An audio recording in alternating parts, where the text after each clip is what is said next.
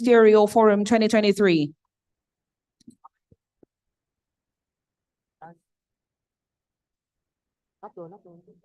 Bảo cảm lên cho một chấm đen được.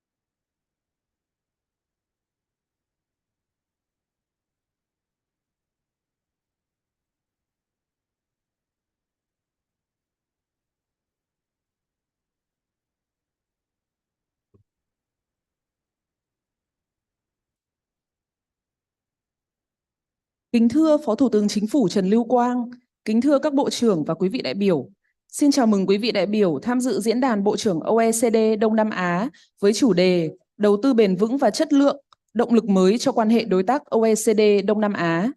Diễn đàn của chúng ta hôm nay hết sức vinh dự được chào đón Ngài Trần Lưu Quang, Phó Thủ tướng Chính phủ nước Cộng hòa xã hội chủ nghĩa Việt Nam.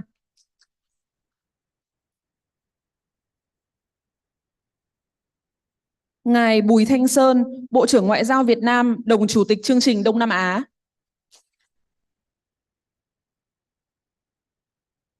Ngài Matthias Cormann, Tổng thư ký Oecd.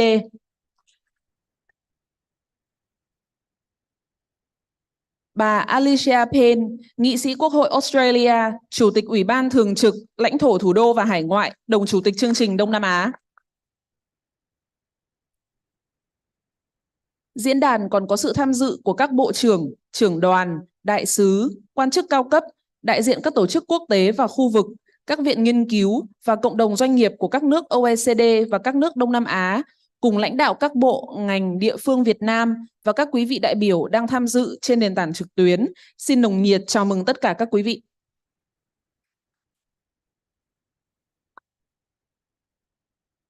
Để mở đầu chương trình, xin trân trọng kính mời bà Alicia Payne, nghị sĩ Quốc hội Australia, Chủ tịch Ủy ban Thường trực, Lãnh thổ Thủ đô và Hải ngoại, đồng chủ tịch chương trình SIAP, phát biểu khai mạc diễn đàn.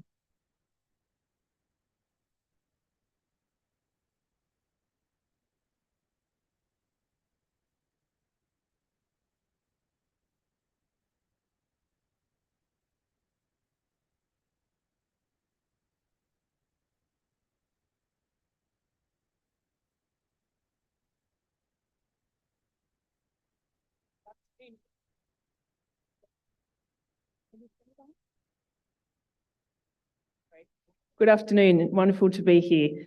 I thank the Deputy Prime Minister, His Excellency Chan Lee Kwang, OECD Secretary General Mr Matthias Cormann, and Minister for Foreign Affairs, His Excellency Mr Bui Thanh Son, for convening this forum in Hanoi and for the warm welcome extended to us all. I also recognise and welcome ministers, ambassadors, heads of delegations, and distinguished guests. As co-chair of the OECD Southeast Asia Regional Programme, Australia is delighted to once again, alongside Vietnam, welcome you to this significant forum. This year is the 50th anniversary of diplomatic relations between Australia and Vietnam. marked by visits to Vietnam by our Governor-General, Prime Minister, Foreign Minister, and Trade and Tourism Minister, among others. It is timely that Australia and Vietnam sit together as co-chairs in this multilateral setting to discuss a topic that is of much focus in the bilateral relationship also. We gather at an exciting time for both the region and the OECD. 9 years after the launch of the Southeast Asia Regional Program, we have the first application for membership from the region. Indonesia's request to commence an accession process to join the OECD is a genuinely historic development.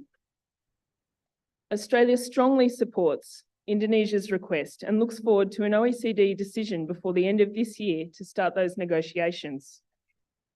The extension of Indonesia, a G20 member, the largest economy in Southeast Asia and the world's third largest democracy, is a good thing for the OECD. The extension process will also be a catalyst for further sustained reform in Indonesia. It will enhance the attractiveness of Indonesia as an investment destination. It will be good for the Indonesian people. The Australian government has signalled at the highest levels that we are ready to support Indonesia as it goes through the extension process. Of course, the process will take some time, but Indonesia's determination, its level of engagement, and its broad-ranging commitment to economic reform bode well for its success. Indonesia's application also sends an important message to the region and could pave the way for other applications for OECD membership from the region. And this is why we want the CRIP initiative to play a practical role in supporting the Indonesian accession, as well as to prepare and assist other potential applications from the ASEAN region. As CRIP readies for its 10th anniversary in 2024, its legacy is practical and comprehensive in a range of areas. For example, the work it has done in the region on supply chain resilience, services liberalisation, infrastructure needs, anti-corruption, responsible business conduct, climate change, the environment, and the energy transition. Today's theme of sustainable and quality investment is linked to virtually all of these issues. Because investment is what happens when trust is matched with opportunity. There is a very strong investment relationship on which to build, and the outlook is positive. A key player in this story is the business community, and I am pleased that business is here today, able and willing to make such a critical contribution to our work. We want the Australian business community to take an even greater role in the Southeast Asian growth story over coming decades. That's why the Australian government last month, on the 6th of September, launched a Southeast Asia Economic Strategy to 2040, written by one of Australia's leading business figures, Nicholas Moore. Enabling business and relationships within the region is at the core of that strategy. Ladies and gentlemen, we are at the beginning of a new era of OECD-ASEAN partnership. A few decades ago, significant ASEAN membership in the OECD might have seemed impossible. Even a decade ago, it might have seemed improbable. Today, it is inevitable. But there is much to do, and my government is committed to working with all of you to deepen and broaden OECD and ASEAN cooperation to the benefit of all our peoples. Thank you for your attention. Xin trân trọng cảm ơn bà Alicia Payne. Thank you, ma'am, Alicia Payne. Tiếp theo, chương trình xin kính mời ngài Matthias Cormann, Tổng thư ký OECD phát biểu. Next, I have the honor to invite Mr. Matthias Cormann, OECD Secretary General, to deliver his remark. Deputy Prime Minister Tran Lu Quang, ministers, ambassadors, distinguished guests, colleagues, friends all, welcome to this 2023 OECD Southeast Asia Ministerial Forum focusing on sustainable quality investment. And Deputy Prime Minister Quang, thank you so much to you and to the government of Vietnam for your generous hospitality in hosting us here in Hanoi, again for the second time in 12 months. And thank you also to the Australian government as co-chair of the OECD Southeast Asia Regional Programme represented by Alicia Pine, MP. And please, let me also here at this first opportunity at a Southeast Asia Regional Program Ministerial acknowledge and warmly welcome Indonesia's historic request to start the OECD accession process. Our OECD Council is now engaged in a very positive discussion with Indonesia in working towards that decision in relation to the opening of the accession discussions. And we all very much look forward to working with you through this process from here. This forum is a key initiative of the OECD's Southeast Asia Regional Program, bringing together policymakers from across the region to discuss shared challenges and all the opportunities to leverage OECD instruments and best practices to help deliver better outcomes. This forum also involves active and important engagement with representatives of the private sector, which of course is particularly relevant given this year's focus on investment. Investment has been a key driver of the incredible Southeast Asia growth story. Significant investment has enabled the rapid expansion of Southeast Asia's vibrant manufacturing sector, supported new employment opportunities and higher incomes and increases in living standards, and spurred significant levels of innovation as well as technology transfers. Foreign direct investment across Southeast Asia reached a record high of $223 billion US, which is particularly remarkable given the overall drop in direct investment flows globally at the same time. Despite slower global growth and a drop in external demand this year, growing private consumption and demand from intra-regional trade will help support Southeast Asian economies' economic resilience and continued development and growth this year and beyond. Investments in cutting industries by businesses from OECD member countries are also set to continue. This includes globally significant mega projects such as Intel's $7 billion US commitment to expand its chip testing and packaging facilities in Malaysia, and the $9 billion US investment by LG and partners to establish an electric vehicle battery supply chain covering the entire production process in Indonesia. This ministerial forum is an opportunity to identify the policy mix that will help to continue to grow investment flows into Southeast Asia and to ensure they are of high quality, optimizing the benefits of investment in terms of its impact on employment, productivity, equality of opportunities, and sustainability, among others. The OECD's analysis has identified 4 key priorities. First, making further progress in lifting legislative and regulatory barriers to investment. There are significant opportunities to reduce foreign direct investment restrictiveness in several Southeast Asian economies, including Indonesia, Malaysia, the Philippines, and Thailand, particularly with respect to transportation and professional services. Because these restrictions can hold back the competitiveness and productivity of the region's manufacturing sectors, which depend on high quality and competitively priced services inputs to bring their products to market. OECD analysis also shows that foreign direct investment restrictions can prevent capital allocation into low carbon technologies, hampering the sustainable transformation of economies across Southeast Asia. Second, a stronger cooperation between governments and the business community to integrate responsible business conduct, due diligence in the investment decisions. For example, the development strategy for Vietnam's textile, garment, and footwear industry sets out clear expectations with respect to environmental and social sustainability. The new OECD recommendation on the role of government in promoting responsible business conduct provides guidance on how policymakers can support businesses in meeting responsible conduct expectations. Third, ensuring dynamic and competitive markets. Effective competition law applied consistently to state-owned and other companies alike is critical for ensuring a level playing field, as well as incentives to innovate and increase efficiency. A growing number of jurisdictions in the region now have a competition law in place, and since 2004, 6 jurisdictions have set up new competition agencies.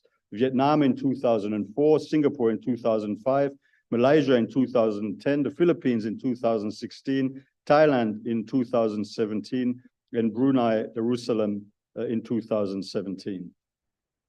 Alignment with OECD standards on competition law and policy, including our new recommendation on intellectual property rights and competition, can help these agencies incorporate cutting-edge best practices to support dynamic, competitive markets, which in turn will help drive improvements in productivity and growth and increases in incomes and living standards. In closing, the OECD looks forward to supporting policymakers across Southeast Asia to seize all of the opportunities in front of you in this exciting region and to continue to attract more high-quality foreign investment. Our Southeast Asia regional program, which will celebrate its 10th anniversary next year, supports ASEAN countries' economic integration and adoption of OECD standards. In February last year, we signed a memorandum of understanding with ASEAN to enhance our cooperation, and we have since began delivering on the activities set out in the agreement, with capacity building, analysis, and targeted recommendations on mutual priorities such as tax, responsible business conduct, and indeed investment policy. Building on this program, the OECD's strategic framework for the Indo-Pacific, approved at our Ministerial Council meeting this June, will help to broaden adherence to our standards and participation in our fora and committees, including among Southeast Asian countries. I very much look forward to the exchanges and the exchange of ideas today, to deepening our cooperation further into supporting better policies for better investment and ultimately for better lives. Thank you very much for the opportunity to make a few observations. Xin cảm ơn Tổng thư ký OECD Matthias Cormann. Thank you, Mr. Secretary General. Diễn đàn hết sức vinh dự được đón ngài Trần Lưu Quang, Phó Thủ tướng Chính phủ Việt Nam, tham dự và phát biểu chính tại diễn đàn. Sau đây, xin trân trọng kính mời Phó Thủ tướng Trần Lưu Quang phát biểu. I have the honor to invite His Excellency Trần Lưu Quang, Deputy Prime Minister of Vietnam, to deliver his keynote address. Thưa ngài Matthias Cormann, Tổng thư ký Tổ chức Hợp tác và Phát triển Kinh tế OECD. Thưa bà Alicia Penn, Chủ tịch Ủy ban Thường trực về Nguồn lực Quốc gia và Lãnh thổ Hải ngoại Australia. Thưa các vị Bộ trưởng, Trưởng đoàn và toàn thể quý vị đại biểu. Thay mặt Chính phủ Việt Nam, tôi xin nhiệt liệt chào mừng ngài Tổng thư ký, các vị Bộ trưởng, Trưởng đoàn, Đại sứ, đại biểu các nước tham dự diễn đàn Bộ trưởng OECD Đông Nam Á năm 2023 với chủ đề Đầu tư bền vững và chất lượng, động lực mới cho quan hệ đối tác OECD và Đông Nam Á. Đây là lần thứ 2 liên tiếp sự kiện quan trọng này được tổ chức tại thủ đô Hà Nội của Việt Nam. Thành phố vì hòa bình, theo sáng kiến của Việt Nam và Australia, trên cương vị đồng chủ tịch chương trình Đông Nam Á của OECD giai đoạn 2022-2025. Chúng tôi vui mừng nhận thấy những năm qua gần đây, hợp tác OECD Đông Nam Á có nhiều bước phát triển tích cực với các cơ chế hiệu quả, có sự tham gia tích cực của cộng đồng doanh nghiệp với các dự án cụ thể. Diễn đàn hôm nay là minh chứng nổi bật cho nỗ lực chung của cả hai bên nhằm đưa quan hệ đối tác phát triển ngày càng sâu rộng hơn.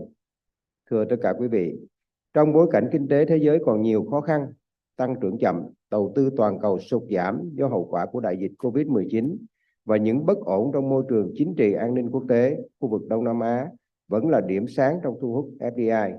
Năm 2022 đạt hơn 220 tỷ đô la Mỹ, cao kỷ lục từ trước đến nay, khẳng định vị trí ngày càng quan trọng trong bản đồ địa kinh tế của khu vực và thế giới. Với dân số hơn 660 triệu người, quy mô kinh tế ngày càng lớn, nguồn nhân lực trẻ, năng động, sức sáng tạo và khả năng thích ứng cao, Đông Nam Á là mắt xích quan trọng trong liên kết kinh tế toàn cầu, là tâm điểm của các FTA có quy mô lớn nhất thế giới, là điểm đến chiến lược để đầu tư đa dạng hóa chuỗi cung ứng, đặc biệt trong lĩnh vực công nghiệp cao, điện tử, bán dẫn. Đông Nam Á cũng là khu vực tiên phong trong những lĩnh vực mới như kinh tế số, tăng trưởng xanh, kinh tế tuần hoàn, với những cam kết mạnh mẽ về trung hòa carbon, là khu vực có tiềm năng to lớn cho chuyển đổi số với quy mô thị trường lên tới 1.000 tỷ đô la Mỹ vào năm 2030. Bên cạnh những lợi thế trên, việc thu hút đầu tư chất lượng cao và bền vững vào Đông Nam Á vẫn phải đối mặt với không ít những thách thức. Thứ nhất là khu vực kinh tế có độ mở cao, sự biến động của đầu tư quốc tế đặt các nước trước những lựa chọn khó khăn trong hoạch định chính sách hợp tác đầu tư. Cạnh tranh thu hút FDI chất lượng cao ngày càng gay gắt, nhất là khi quy định về thuế tối thiểu toàn cầu được áp dụng từ năm 2024, tác động mạnh mẽ đến quyết định đầu tư, tái cấu trúc chuỗi cung ứng của các tập đoàn đa quốc gia. Thứ hai, dòng vốn đầu tư vào tăng trưởng xanh và giảm phát thải vào khu vực chưa được đảm bảo. Chỉ ước tính Đông Nam Á đã cần tới 3.000 tỷ đô la Mỹ đến năm 2030 để triển khai các dự án về năng lượng tái tạo, chuyển đổi năng lượng, cơ sở hạ tầng. Thứ ba, làm thế nào để có sự liên kết chặt chẽ và hiệu quả hơn giữa các tập đoàn đa quốc gia và các doanh nghiệp nội địa vẫn là bài toán hóc búa đối với nhiều quốc gia ở khu vực, trong đó có vấn đề chuyển giao công nghệ và đào tạo nguồn nhân lực chất lượng cao. Thưa quý vị, trong gần 40 năm đổi mới, Việt Nam đã đạt được những thành tựu phát triển quan trọng. Quy mô nền kinh tế đạt trên 400 tỷ đô la Mỹ, thu nhập bình quân đầu người đạt hơn 4.000 đô la Mỹ, tăng 22 lần so với năm 1991.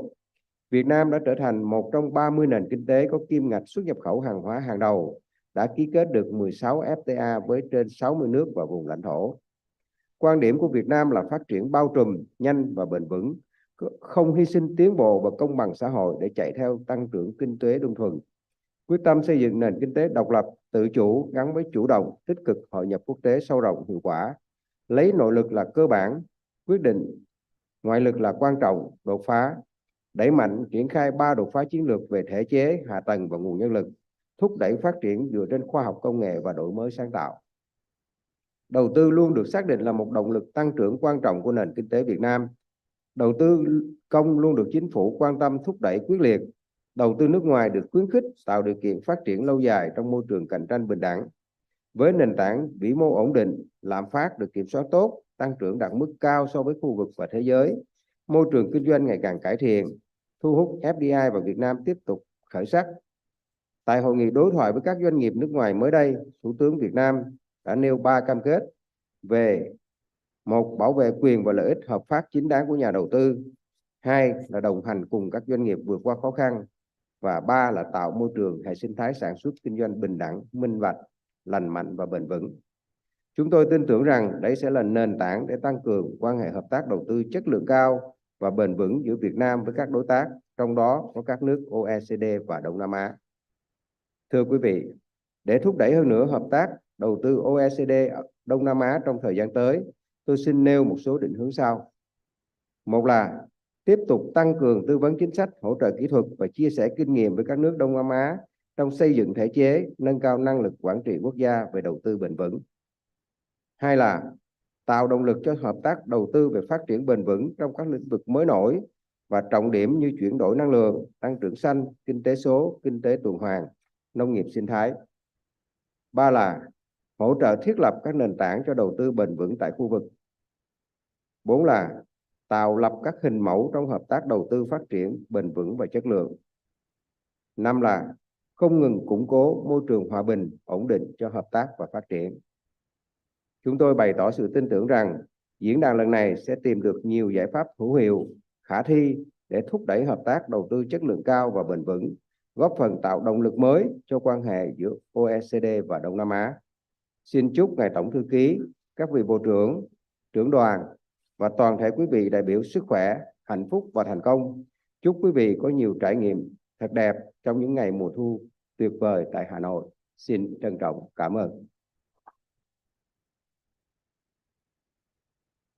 Xin trân trọng cảm ơn Phó Thủ tướng Chính phủ Trần Lưu Quang đã có bài phát biểu chỉ đạo quan trọng, đưa ra nhiều định hướng hợp tác lớn kết nối OECD và khu vực Đông Nam Á. Thank you, Excellency, for your keynote address that encompasses many key directions for cooperation between OECD and Southeast Asia.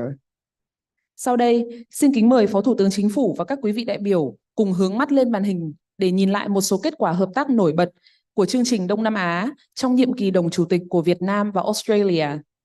May I invite esteemed leaders and distinguished guests to direct your attention to the screen for a video that recaps SEARP activities under the co-chairmanship of Vietnam and Australia.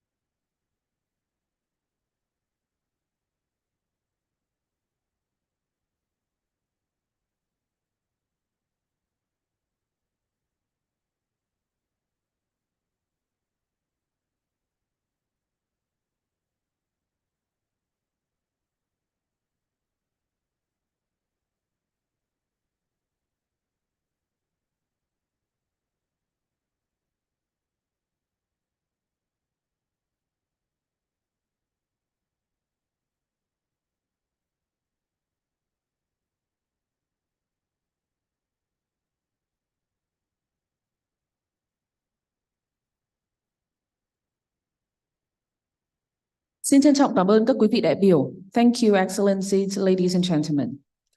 Tiếp theo chương trình, xin kính mời Phó Thủ tướng Chính phủ Trần Lưu Quang, các vị Bộ trưởng, lãnh đạo các bộ ngành, địa phương Việt Nam, trưởng đoàn các nước OECD và Đông Nam Á lên bục chụp ảnh lưu niệm. Xin các Bộ trưởng và trưởng đoàn các nước tham dự trực tuyến mở camera để chụp hình lưu niệm.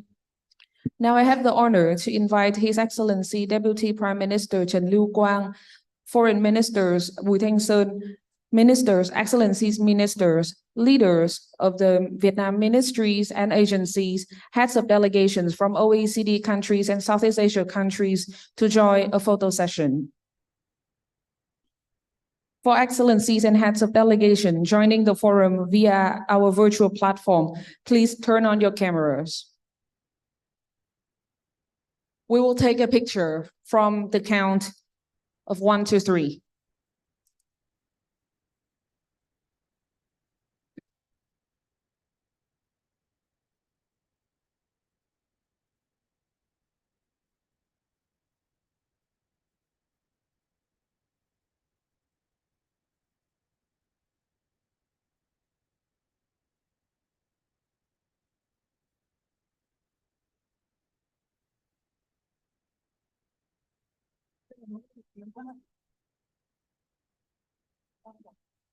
Cái này đối làm sao sang hai bên kia rồi.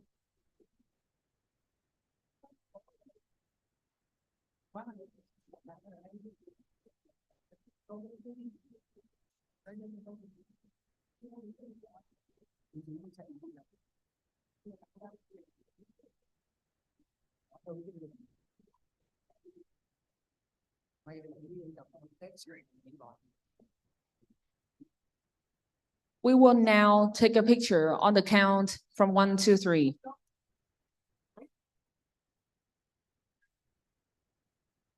Ready? 1, 2, 3.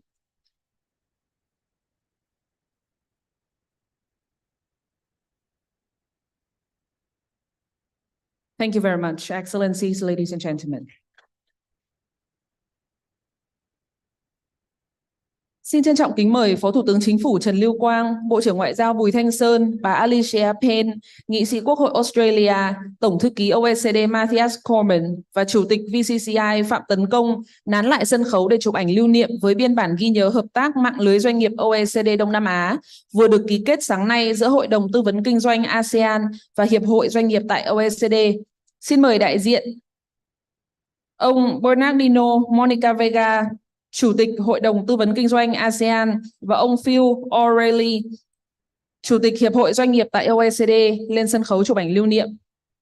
I would like to invite His Excellency Deputy Prime Minister Trần Lưu Quang, Foreign Minister Bùi Thanh Sơn, Ma'am Alicia Payne, Member of Parliament, House of Representatives of Australia, OECD Secretary General Matthias Cormann, and VCCI Chairman Phạm Tấn Công to remain on stage for a photo session with the MOU on OECD Southeast Asia Business Network.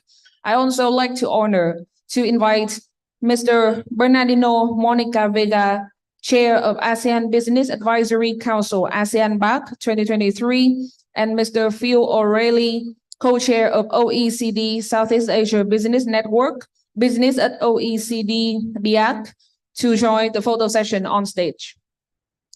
Photo is ready on the count from 1, 2, 3. Ready? 1, 2, 3. Thank you, Excellencies, ladies and gentlemen. Xin cảm ơn các quý vị đại biểu. Kính thưa các vị lãnh đạo, các quý vị đại biểu, chương trình khai mạc đến đây là kết thúc. Xin kính mời các bộ trưởng và các đại biểu chuẩn bị bước vào phiên thảo luận thứ nhất của diễn đàn. Distinguished guests, ladies and gentlemen, the opening ceremony of the OECD Southeast Asia Ministerial Forum 2023 has now come to an end.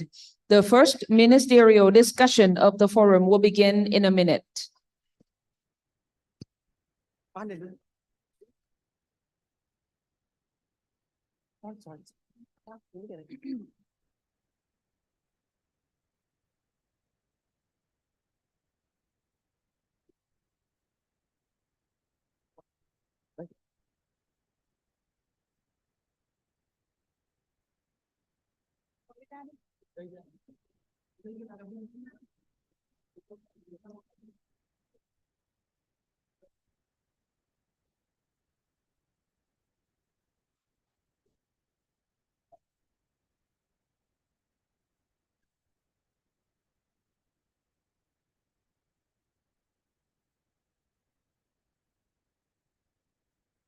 Tiếp theo chương trình là phiên thảo luận thứ nhất với chủ đề xu hướng đầu tư toàn cầu, tiềm năng mới cho đầu tư bền vững và chất lượng tại Đông Nam Á. Xin trân trọng kính mời Thứ trưởng Ngoại giao Nguyễn Minh Hằng điều hành phiên thảo luận và xin kính mời bà Alicia Payne, nghị sĩ Quốc hội Australia lên bàn chủ tọa. Next, the first ministerial discussion with the theme of global investment trends, new potential for sustainable and quality investment in Southeast Asia now commences. I have the honor to invite Deputy Foreign Minister, Ma'am Nguyễn Minh Hằng, to chair the discussion. And I would like to invite Ms. Alicia Payne, Member of the Parliament, House of Representatives of Australia, to join the podium. Thank you. Thank you very much. Thank you. Good afternoon to all of you, and thank you very much. It is my honor to join Ms. Alice Payne, MP from Australia, to co-chair these sections. So for these sections, we will talking about the global investment trends, new potential for sustainable and quality investment in Southeast Asia. As you all agree that Southeast Asia is one of the brightest spots for attracting FDI over the world. In the remarks by the Secretary General of OECD, we have heard that the investment to these regions have reached a record of $233 billion inflows in 2022. So in these sections, we will look at the investment trends in the Southeast Asia and identify the necessary policies that attract not only quality, but also sustainable investment. So with that in mind, our discussion will try to answer three key questions. How are the countries outside the region, strengthening investment partnership with Southeast Asia. What is the experience of major region investors, including in response to recent investment climate reform in the regions? And third, what are some key priority actions OECD members and Southeast Asia countries take to boost sustainable investment in the regions? So we will have 4 lead speakers, and then we'll have the discussions and interventions by all distinguished head of delegations. So first of all, may I invite to the stage His Excellency Mr. Gabrielus Landsbergis, Minister of Foreign Affairs of Lithuania, to give his remark. The floor is yours. Thank you.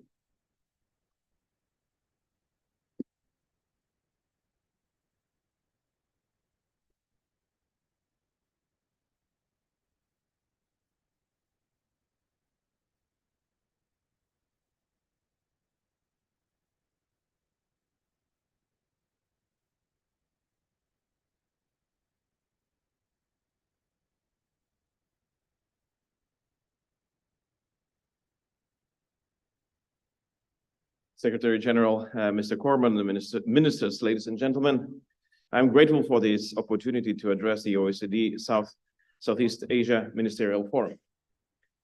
In an ever-changing global landscape where the Euro-Atlantic and Southeast Asia are both at the forefront of geopolitical challenges, it is imperative to recognize the interconnection between our security and economic growth. The recovery of the global economy, already strained by the pandemic, has been further hindered by Russia's war against Ukraine, resulting in disruptions of global supply chains and investment. It is our shared interest to ensure that the rules-based international order remains resilient and capable to absorb economic shocks while fostering sustainable investment opportunities. Allow me to outline main approaches to fostering sustainable and quality investment in Southeast Asia across 3 cooperation tiers: bilateral, regional, and global. First of all, on bilateral cooperation. Strengthening bilateral ties with Southeast Asia is crucial for unlocking the region's economic potential, promoting investment and mutual growth.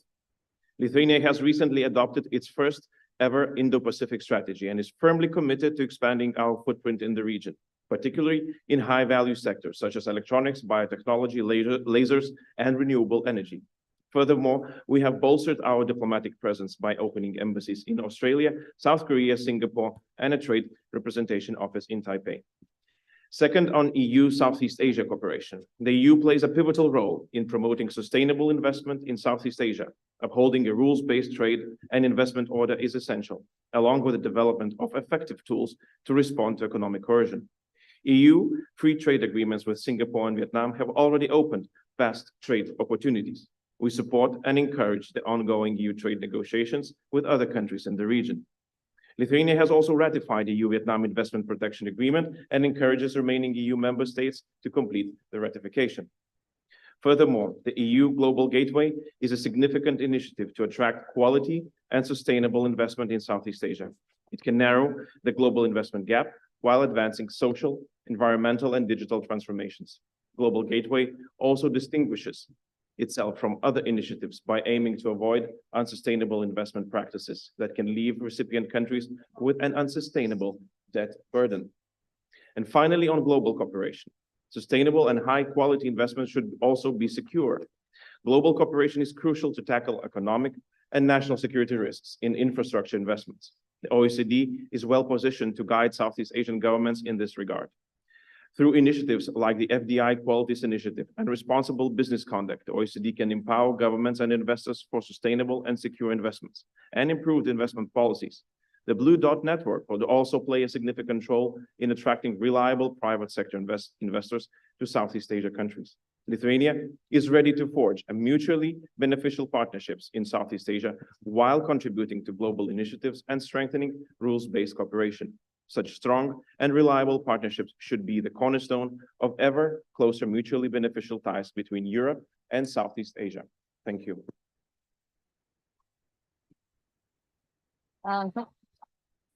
Thank you, Excellencies, for your very insightful intervention. I think that we do share with you the necessary to continue to promote the investment between the two regions through 3 channels that you mentioned: bilateral, regional, and global. So thank you very much for the intervention. Now may I invite His Excellency Mr. Sihasak Phuket Ko, Vice Minister of Foreign Affairs of Thailand, to give his remarks.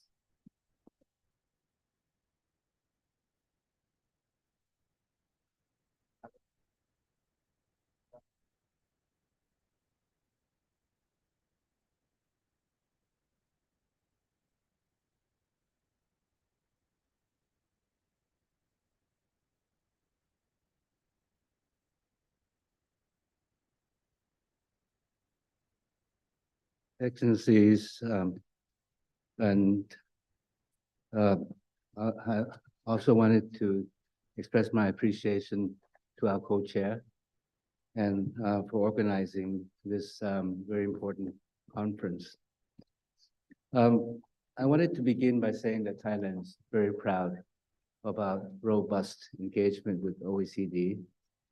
I think we have had very strong and ongoing cooperation with OECD in many areas.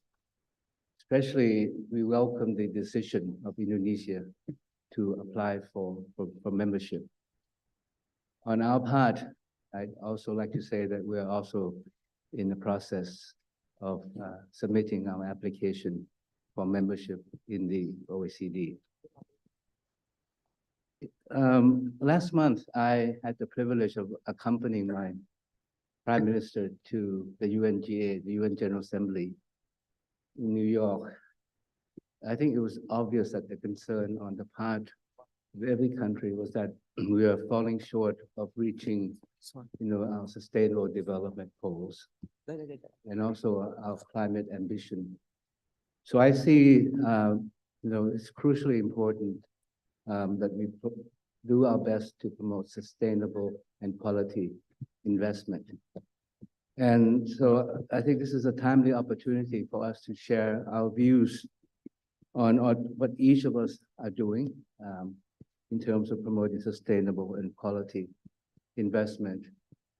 And I believe that, like the previous speaker, I would like to talk about OECD's engagement with the countries of Southeast Asia at the bilateral, regional, and global level. At the bilateral level, I think the readiness and needs of each Southeast Asian country should be the focus of cooperation with OECD. As in the case of Thailand, the OECD Investment Policy Review of Thailand in the year 2011 highlighted ways to strengthen green growth policies and increase productivity, focusing on investment in smart and sustainable industries such as EV, digital economy, automation, and renewable energy. More specifically, I think that joint policy action with the OECD should center around, first, policy support to further encourage green investment and accelerate green transition. Second, upgrading Thailand's policy, institutional and regulatory framework to put in place an ecosystem that would attract investment in green technologies. At the regional level, we believe that OECD and Southeast Asian countries should focus on greening the intra-regional supply chains. Inter-regional investment is gaining importance and provide new business opportunities if properly linked with the work that OECD is doing on supply chain.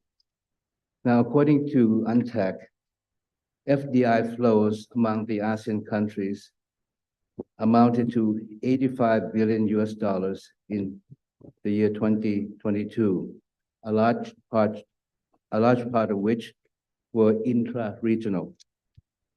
For Thailand, the outward investment in the region reached $60 billion in June this year, making up for almost 1/3 of Thailand's investment abroad and 11% of our GDP. That is why it's important that we need to ensure intra-regional investment is sustainable by adopting OECD standards, especially on responsible business conduct, RBC, and sustainable infrastructure, be they energy, industry, transport, and sustainable financing. At the global level, I think together we should work to advance green financing as an indispensable tool for sustainable and quality investment. Thailand has been actively pursuing this. We raised more than $12.5 billion through the issuance of sustainability bonds since 2020. But more needs to be done. First, leveraging private capital in investment for quality infrastructure and sustainable business. And second, devising international tax cooperation as a tool to promote sustainable investment. Furthermore, we welcome the OECD guidance and expertise provided under the OECD strategic framework for the Indo-Pacific, which highlights delivering on SDGs, the Bangkok goals on bio-circular green economy adopted at the APEC leaders meeting last year. Lastly, we believe that the OECD Southeast Asia cooperation in sustainable and quality investment greatly contributes to building resilience and competitiveness. It addresses our common challenges and synergies economic complementarity. More importantly, it underlies our shared strategic goal of making the Indo-Pacific a region of inclusive cooperation and partnership for sustainable and equitable growth. Thank you very much. Thank you very much, Vice Minister.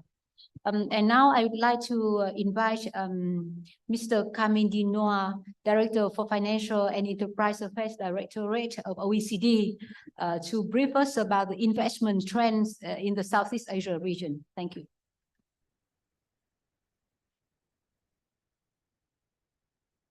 Dear ministers, dear ambassadors, dear guests, so good afternoon and welcome to the first session of the 2023 OECD Southeast Ministerial Forum. Now, it's a pleasure to share with you some insights from OECD policy work, data, and expertise in support of sustainable and quality investment in Southeast Asia. So continuing a long tradition of fruitful collaboration on investment policies for the last 15 years with the region. I'm happy that Vice Minister Thailand referred to our investment policy review. Actually, the many reviews we did also mentioned the intention to join the OECD. I will articulate my short intervention around OECD new strategy to support countries in attracting more, better, and safe foreign direct investments, or FDIs. In light of the topic of the Ministerial, I will focus on the better dimension. As the OECD Secretary General already highlighted, Southeast Asia has been a magnet for FDIs. The FDI stock reached nearly the size of Southeast Asia GDP in 2022, compared to 60% a decade ago. OECD countries have invested $1.2 trillion in Southeast Asia, 35 more than in India and mainland China combined. And these OECD investors represent more than half of the FDI's inflows going to the region in recent years. Now, beyond quantity, Southeast Asia is paying increasing attention to attracting quality investment.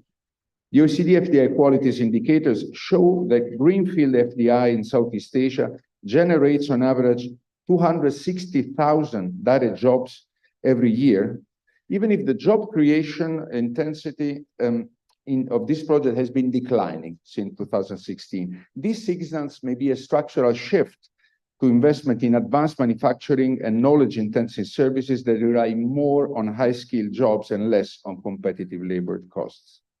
The indicators also show that firms in Southeast Asia with 10% foreign ownership or more are almost twice as productive and as likely to provide on-the-job training as their domestic counterparts. they are 64% more likely to spend on R&D and 80% more likely to introduce new products or services, and in turn to contribute to innovation diffusion and upgrading in GBC participation. But not all countries, sectors, or regions have benefited equally. Singapore alone accounted for 2/3 of the regional FDI stock as of 2022. And some countries do not appear to be living up to their potential given the size and growth of their markets. The benefits of FDI has not been felt evenly across different parts of the society and SDG dimensions. For instance, foreign firms in some Southeast Asian countries do not employ significantly more women, and their CO2 emissions per unit of output are similar to those of domestic firms. Advancing reforms to attract quality investment will be essential to boost inclusive growth and support Southeast Asia digital and green transition. Our Secretary General highlighted some key reform priorities, including to further reduce FDI restrictions in services, to attract quality investment in high value-added activities, and to promote responsible business conduct and enable due diligence in global supply chains. Other key priorities include to further focus on the SDGs when crafting investment strategies and policies. This requires whole-of-government efforts and inclusive stakeholder consultations. It also requires more data granularity to target sustainable investment and monitor impact. Only 1/3 of Southeast Asian investment promotion agencies have indicators to evaluate sustainable and quality investment. Tax incentive could better target specific activities in line with development objectives such as energy efficiency, R&D, and upskilling. Some countries offer similar incentives to green and non-green activities, and these undermines efforts to promote green investments. The new global minimum tax could be an opportunity to revise existing schemes and ensure they help attract quality investment while boosting domestic resource mobilization. Finally, while more and better FDI can help Southeast Asia meeting the SDGs, consideration should also be given to resilience and economic security implications that might arise from some foreign investment. These considerations are often overlooked and eclipsed by prospects of new sources of finance, particularly in critical infrastructure where funding is limited and needs are significant. To conclude, Southeast Asia has set an example of how to build on FDI to drive development. I look forward to the discussion that will shed more light on how the region can further enhance sustainability outcomes from that investment going forward. Thank you. Thank you very much. Thank you very much for very insightful interventions to outline the investment environment in the Southeast Asia. And I would also like to, on behalf of Southeast Asia countries, to thank OECD and especially your directorate for your substantive cooperations with Southeast Asia countries in many areas, especially in drafting the investment review and working with Southeast Asia countries in improving the attractiveness of the investment climate for the countries in the region. Thank you. So now I would like to invite a speaker from the business. I would like to invite Mr. Bernardino Moquiga Vega, alternate chair, ASEAN Business Advisory Council, to give some remarks.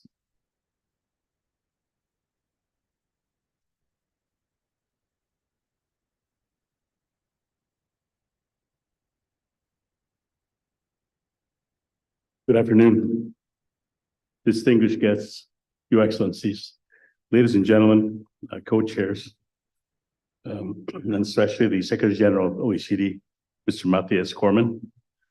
Let me speak on behalf of the ASEAN Business Advisory Council.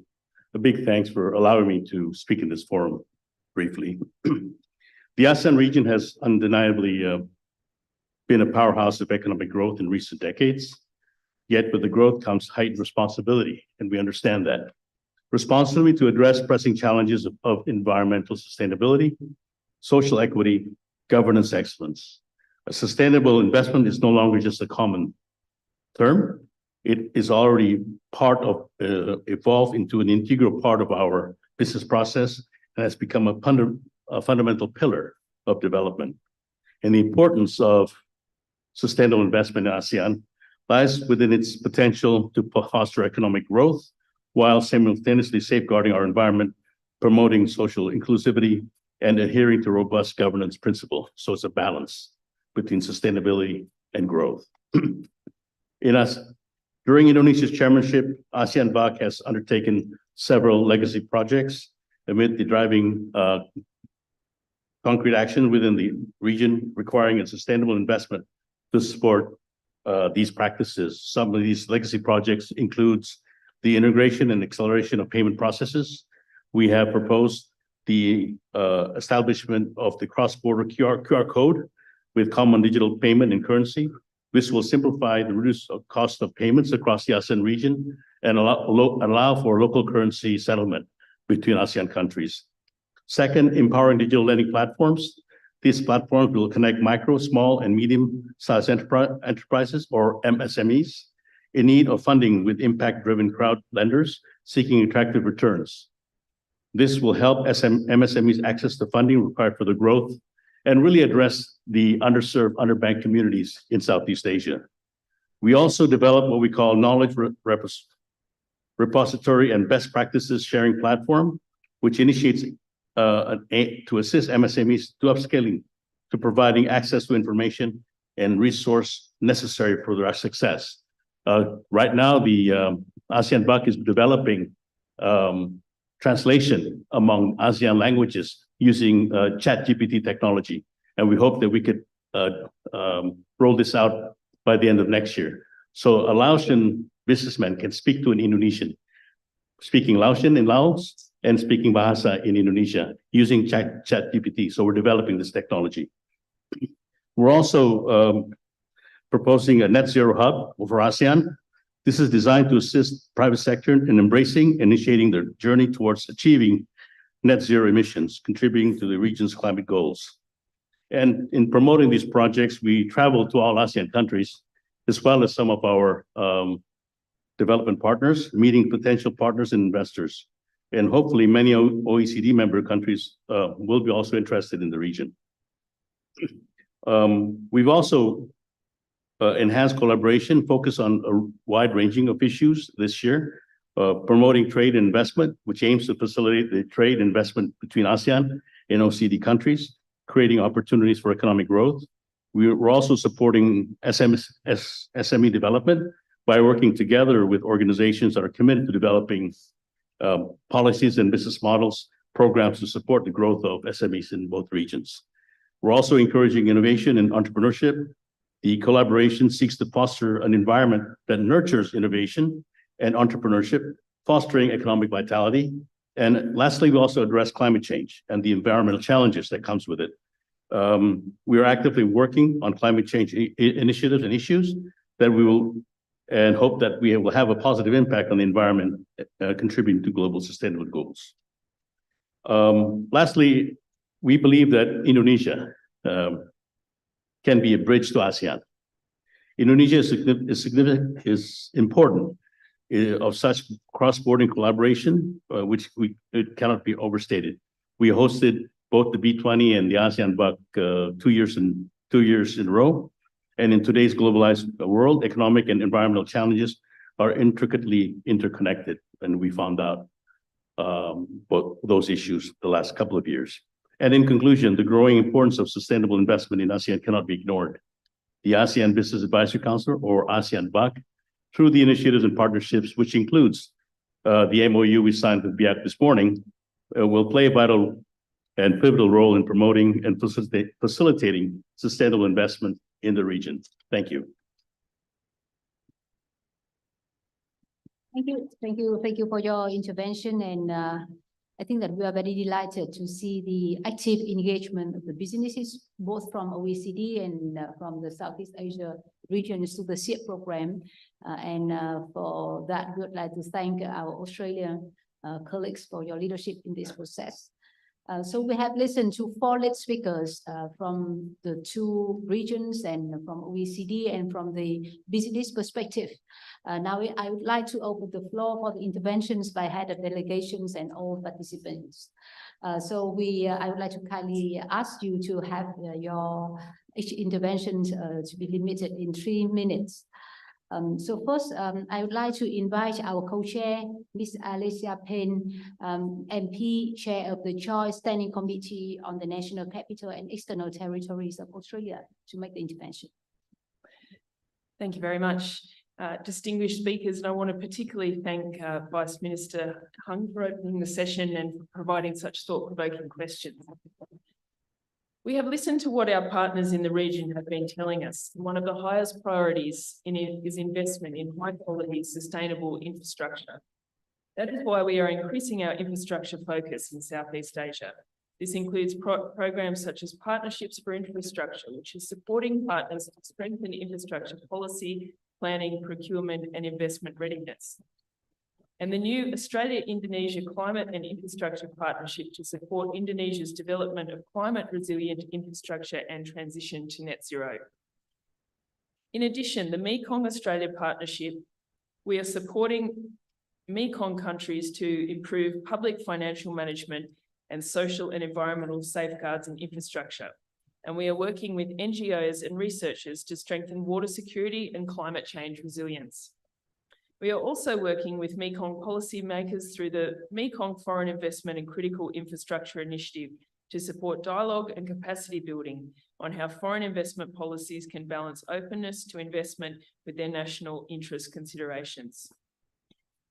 In addition, policymakers from Australia, Vietnam, and Laos convened in Hanoi this month to share experiences of encouraging FDI and hear directly from businesses on their experiences.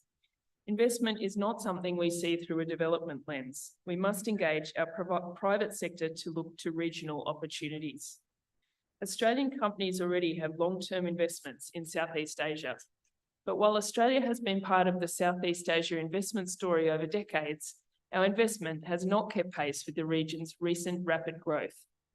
Feedback from our business sector suggests Australian investors, particularly institutional investors, lack awareness of the investment opportunities and local market knowledge. Remedying these barriers and delivering investments that provide mutual benefits to investors and the region is a high priority for Australia. This is why the Australian Prime Minister, Anthony Albanese, commissioned Invested, Australia's Southeast Asia Economic Strategy to 2040, which identifies 4 key priorities: raising awareness, removing blockages, building capability, and deepening investment, and makes a range of recommendations to strengthen our investment ties in the region. To support initial implementation, Prime Minister Albanese announced 3 initiatives that go to the heart of the strategy's priorities. First, new investment deal teams based in Southeast Asia to identify opportunities for Australian investors and to support projects through to finalisation. Second, establishing a new Southeast Asia business exchange program to boost business connections. And third, piloting an exchange program for young professionals, building enduring links between Australian and Southeast Asian businesses. Australia is committed to working with partners in the region to continue to foster a dynamic and welcoming business environment. Australia remains deeply concerned about the deteriorating situation in Myanmar. The ongoing crisis is devastating for Myanmar's people and poses risks to the stability and shared prosperity of our region. We support high standards, including on health and safety and the environment. We also firmly believe that the more women we can encourage through our policy settings to participate in the formal economy at all levels, the stronger we will all be. We know reforms to the enabling business environment take time to realise gains, and there needs to be a long-term commitment from all sides. The strategy also recognises the value of our trade agreements in this regard, both our bilateral and regional agreements, as well as our collective commitments in the WTO. This economic infrastructure and integration creates the long-term scaffolding for trade and investment to grow. The OECD is a valuable part of this international scaffolding. The Southeast Asian Regional Program helps countries in this region adopt practices, and undertakes forms that encourage the effective and efficient crowding in of private sector investment into priority sectors. This will help make its inevitable economic growth trajectory more sustainable, enduring, and inclusive. Thank you. Thank you very much for your very insightful remarks, interventions. Now I would like to give the floor to His Excellency Mr. Shuji Kyoto, State Minister for Foreign Affairs of Japan. Hello. Good afternoon. Can you hear me? Yes. Okay. Distinguished co-chairs, Secretary General Gorman, Excellencies, good afternoon. I am Kyoto Tsuji. I'm the State Minister for Foreign Affairs of Japan, and I'd like to make a few words on this occasion.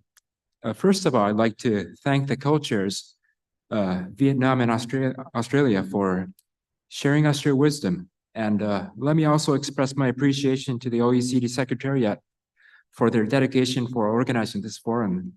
And as mentioned previously, next year, the year 2024, marks the 10th anniversary of the establishment of the OECD Southeast Asia Regional Program. And as Japan chairs the OECD Ministerial Council meeting in the same year, it's worthwhile to reflect on the significance of the OECD's outreach to the ASEAN region. And the aim of OECD's outreach centers on expanding a free and open economic order based on core values such as freedom, democracy, the rule of law, and the respect of human rights. And as a member of the OECD, Japan fully shares this goal and has made various efforts to secure peace and stability, which are prerequisite conditions for economic growth. We have supported the development of maritime security capabilities of Indo-Pacific countries.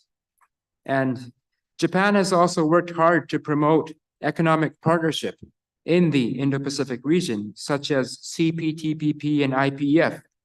And through these initiatives, we must go even further to strengthen a free and open international order.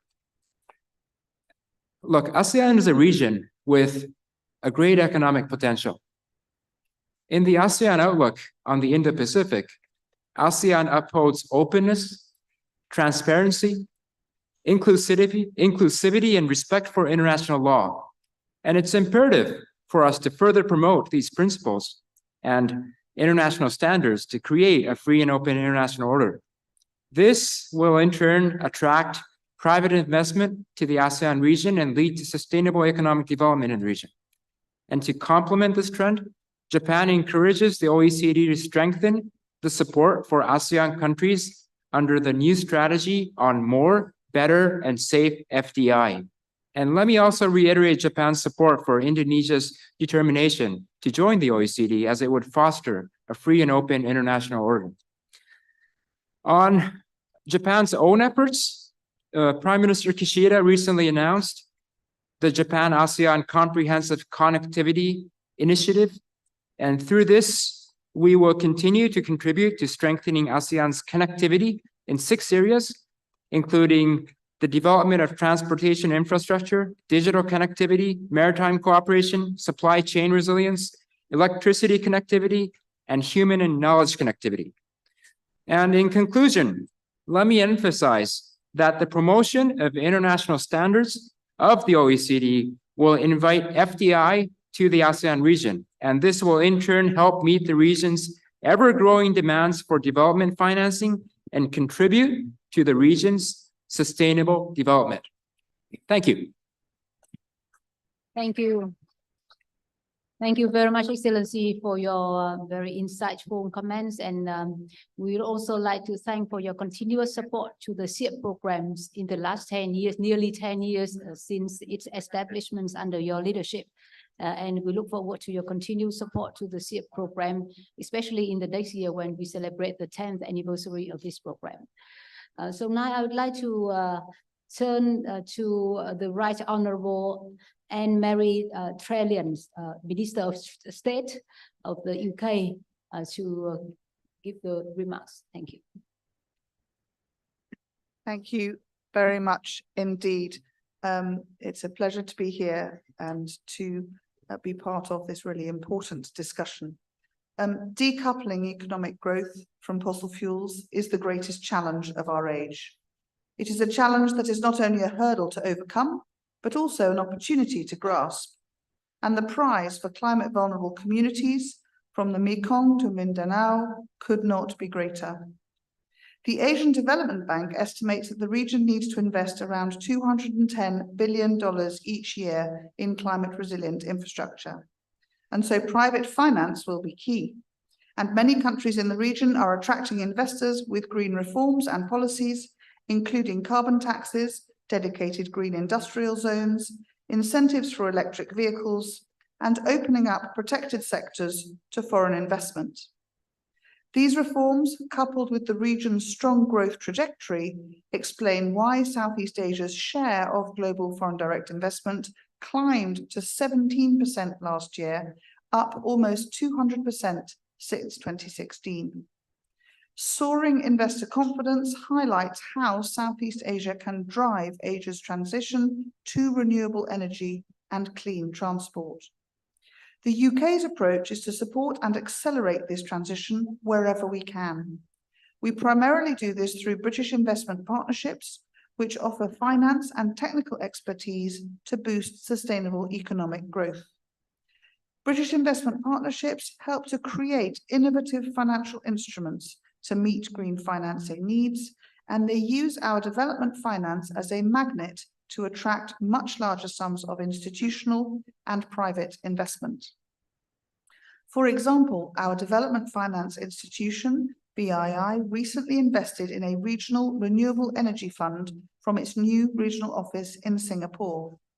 This is the first step towards achieving its aim of investing up to £500 million of climate finance in Southeast Asia over the coming years. We have also made contributions to the ASEAN Catalytic Green Finance Facility, and we are the largest bilateral donor to the Private Infrastructure Development Group, which invested in 29 projects across the region. The second strand of BII is expertise. We have opened 5 centres of expertise that bring together the private sector, academia, and government to provide advice and support to our ASEAN partners on sustainable economic growth. Indonesia's National Battery Research Institute, for example, was funded through the UK government's Global Challenge Research Fund. We have also recently agreed a new sustainable infrastructure and investment partnership with Singapore, which will increase climate finance in the region. So the UK looks forward to deepening these partnerships with existing and new partners and helping to accelerate the green renaissance that is taking place in Southeast Asia. Thank you.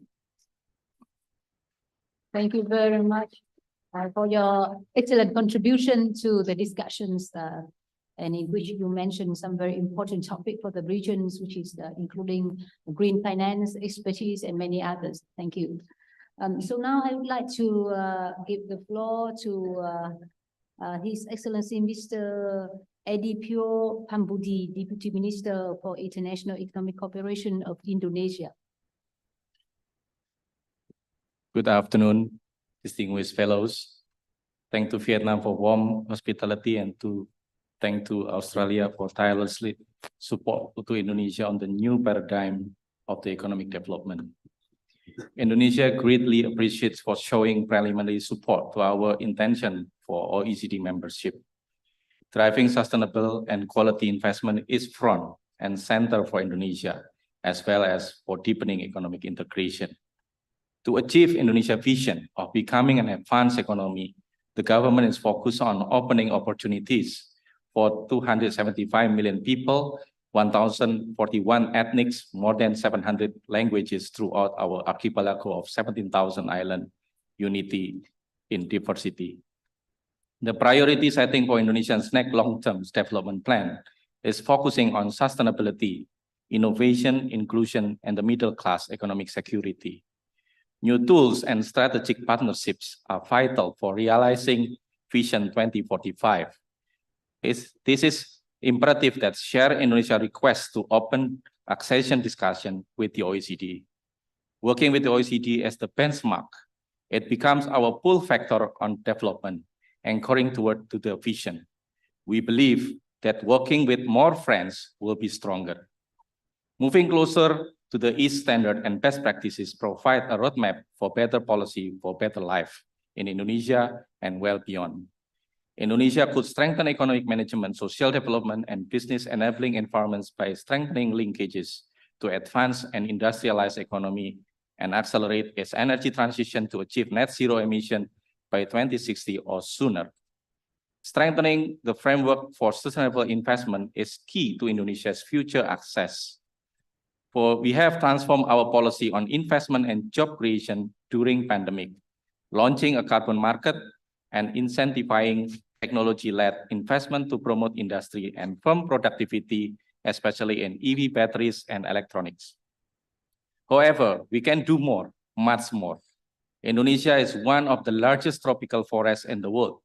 We stand ready to work together for decarbonization, renewable energy sources such as hydrogen, hydropower, geothermal, and waste. Adhering to OECD requirements on good regulatory practices, responsible business conduct, corporate governance, and trade facilitation could help to unleash Indonesia private sector.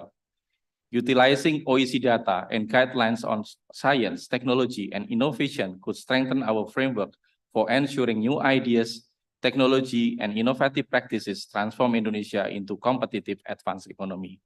The development of clean energy technologies require coordinated, cross-sectoral, and long-term planning in Indonesia across supply infrastructures and demand, and large investment in infrastructures and demonstration projects. International cooperation, technology-led investment, and financial support will be essential. Moreover, OECD tools could enable better choice for faster, deeper, and broader economic integration toward ASEAN become a global powerhouse.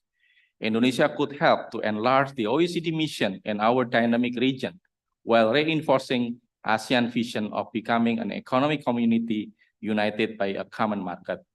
The OECD could enhance support for ASEAN priority to step up the pace and scale of behind-the-border reform for seamless digital, physical, and people connectivity, as well as harnessing the opportunity for the green and blue economy. Finally, as a group of like-minded partners in an increasingly uncertain geopolitical context, OECD member and its key partners must work together to defend the rule-based multilateral trade and investment system while seeking to mitigate risks associated with concentrated global value chain from critical mineral to critical technology. In conclusion, we should all recall investment as a force for stability and prosperity. People drive sustainable investment decisions, which in turn drive knowledge sharing and connectivity. As part of Southeast Asia familyhood, Indonesia always maintains and promotes brotherly and sisterly engagement to the global cooperation. I thank you. Thank you very much. Thank you, Excellencies, for your wonderful insights. And now may I invite His Excellency Mr. Dominique Bavasili, State Secretary for Economic Affairs of the Federal Department of Economic Affairs and Education and Research of Switzerland, to take the floor. Thank you. Thank you, Madam Chair. Excellencies, dear colleagues, let me at the outset thank the Vietnamese authorities for this elegant hosting of this important conference.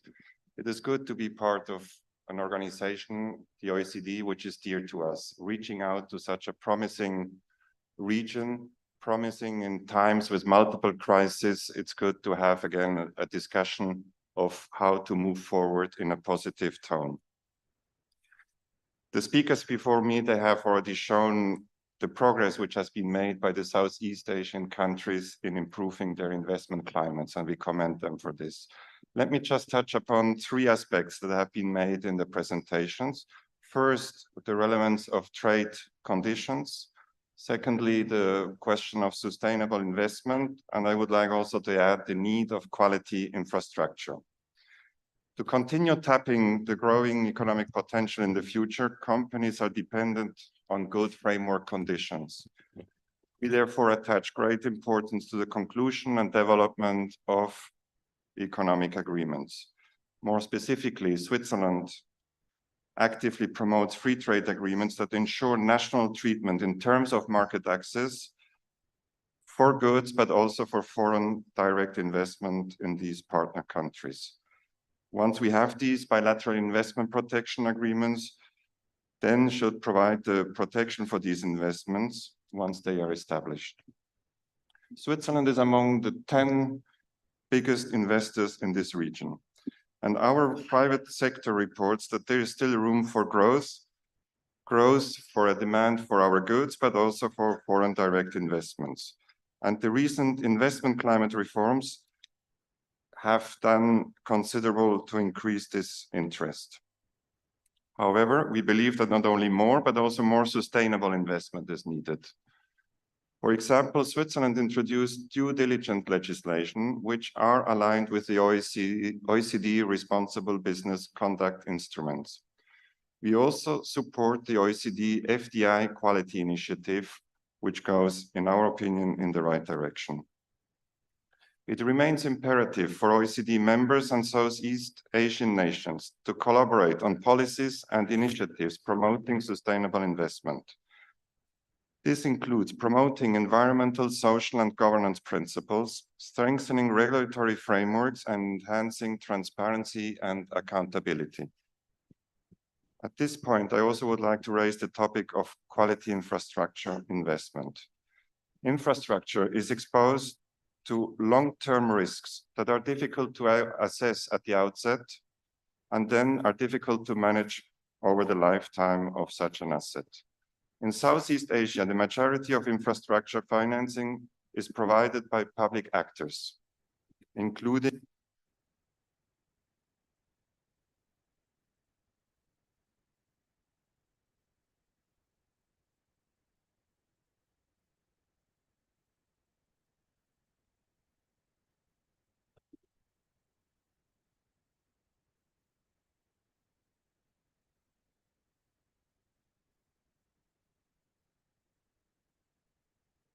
No. It's not working. It's not working except the co-chairs. So I'm really sure I wasn't. floor to the co-chairs to speak. Really sorry for that. Very sorry for that. I really got the message that I'm too long, but I was really trying hard to be under 2 minutes, which is impossible now. But I was speaking about the infrastructure asset, and that in this region, mostly it's done by public actors, including state-owned enterprises. Yet as domestic resources may not be sufficient to close the infrastructure financing gap, there is also increasing demand for private sector financing to step in. And there, the lack of ESG investment data in the infrastructure sector hamper investors' ability to properly assess the sustainability of specific projects. Including this sustainability consideration into reporting on infrastructure projects could greatly increase sustainable and quality investment. And that's why initiatives such as what the distinguished delegate of Lithuania already mentioned, the Blue Dot Network, a project-level certification process that fosters quality infrastructure projects, are important in our point of view, and we think that the OECD Secretariat has a role to play in this initiative.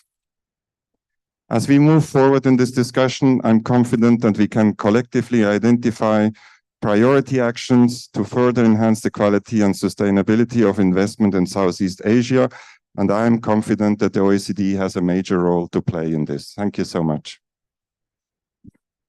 Thank you. Thank you very much for the interventions. And I think that for Southeast Asia countries, we do agree with you that the projects that we are doing under the OECD, the SEEP program, is very much helpful for Southeast Asia countries in our policy setting and in also improving the investment environment in the Southeast Asia country. Thank you. And next, I would like to invite a distinguished guest from the to turn to the screen for the intervention from online. We have His Excellency Mr. Oecd Well, Under Secretary of State, Ministry of Foreign Affairs of Poland. Your Excellencies, we are here to listen to you. The floor is yours. Very good afternoon to all of you, Mr. Secretary General Matthias Cormann, dear co-chairs, dear Excellencies, dear friends, I thank you for giving me the opportunity to make a virtual intervention in this important discussion. And I'm particularly excited because I can see a number of my friends in the room. I served as ambassador until last year in Vietnam, and still wonderful to see friends. I'm jealous. I regret I'm not there in person, but thank you for this opportunity. Maybe I'll say a few words that I have written here, and then maybe say a few words from the heart at the end. The Southeast Asia is a region of strategic priority to the OECD and of increasing importance to the global economy. ASEAN has a combined GDP of approximately $3.7 trillion with a population size of over 670 million people. This makes ASEAN the third largest economy in Asia and the fifth largest in the world. By 2030, ASEAN is projected to be the fourth largest in the world. Southeast Asia is also the center of the geostrategically complex Asia-Pacific region and plays an increasingly important role in global affairs. The OECD strengthens the rules-based international order by developing norms and standards and promoting well-being for all. The OECD's Southeast Asia Regional Program was established in 2014 to strengthen engagement with the region with a view to support the regional integration process and national reform priorities. Poland welcomes the strengthened cooperation between the OECD and the ASEAN on the basis of the Memorandum of Understanding. The principles of openness, inclusiveness, and multilateralism should form the basis of cooperation between the OECD and ASEAN countries. Ahead of the 10-year anniversary of the regional program in 2024, Poland already contributes financially to the work of the OECD with the countries of the region, in particular with Vietnam and Indonesia. Ladies and gentlemen, Poland and the EU are interested in tightening our relations with the entire region. Free trade agreements play a key tool in achieving this goal, as shown by the examples of Vietnam and Singapore. The FTAs have significantly contributed to the development of economic cooperation with these two countries. Poland therefore supports the ongoing negotiations of FTAs with other Southeast Asian partners. The whole world has been experiencing problems resulting from the disruption of supply chains. In this context, we are interested in further development of infrastructure connections between Europe and Asia. Distance is no longer such an important barrier as it used to be, as evidenced by the large investments of companies from Singapore and the Philippines in Polish port infrastructure in recent years. We hope that thanks to the tools provided by the EU's Global Gateway initiative, the number of these connections will increase. The EU Indo-Pacific strategy adopted in 2021 clearly indicates that without a real connectivity policy, it is impossible to build lasting connections between Europe and Asia. We welcome the recent investment climate reforms in Southeast Asia. Polish companies have been already investing in the region. One example is, for instance, in the pharmaceutical industry in Vietnam, where we are proud to transfer the highest EU standards and transfer of know-how to Vietnam in accordance with the investment priorities of the recently announced national strategy for developing Vietnam's pharmaceutical industry until 2030. Let me add that Poland is a reliable and significant food supplier, which makes a significant contribution to ensuring global food security. The current food crisis in Southeast Asia shows that investments in the agricultural sector are necessary, especially in countries dependent on food imports. Poland, remaining one of the largest food and agricultural machinery producers and exporters in Europe, is ready to support its partners from Southeast Asia in this area. In our opinion, the tax matters should be another important area of the OECD's cooperation with Southeast Asia. Poland promotes tax solidarity and domestically has introduced a number of tax instruments that effectively combat tax evasion and aggressive tax optimization. We are willing to share our know-how and experience on improving effectiveness of the tax system through our tax solidarity program, which supports developing countries' efforts to make their tax systems more equitable and effective. Finally, I would like to underline that the OECD Declaration of International Investment and Multinational Enterprises and the updated OECD guidelines as the most important global standard for responsible business have the potential to contribute to the development of sustainable investments in Southeast Asian countries. I have been reading very fast because I just wanted to have half a minute to say something also from the heart. In some important sense, Poland has grown to be a very interesting model of economic transition. Over the last 30 years, we've been the fastest growing economy in Europe. And we all remember the shock therapy in Poland, introduced in 1989, and then the incredible pace of growth that came afterwards. But over the years in our transition, there was an increasing concern about those who were losing from the transition, the marginalized, the poor areas, the less educated, the pensioners, and so on.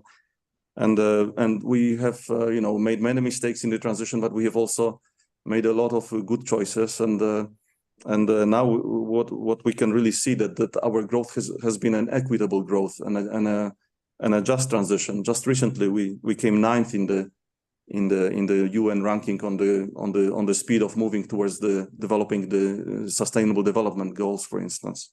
So we are very, OECD is all about best practices and sharing the know-how and not only Poland but all the members in East Central Europe have so much interesting experience in introducing governance and transparency.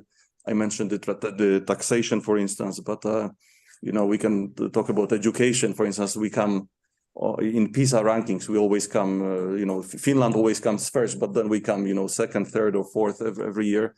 But we also spend a fraction of the cost, for instance, on this compared to Finland, right? So it's for many countries around the world, we are an interesting reference point for if we are, to share the know-how from transition, the digital exclusion, for instance, universal healthcare, quality infrastructure, youth employment, and so on and so on. So I just wanted to say this at the end because I think that I am particularly excited that the OECD can be a very effective framework for sharing the best practices, and not only sharing but also learning. We've been learning a lot from other partners over the years, and I think this has been one of the roots of our positive transition, economic transition. Thank you once again for the opportunity to share in this conference. Thank you.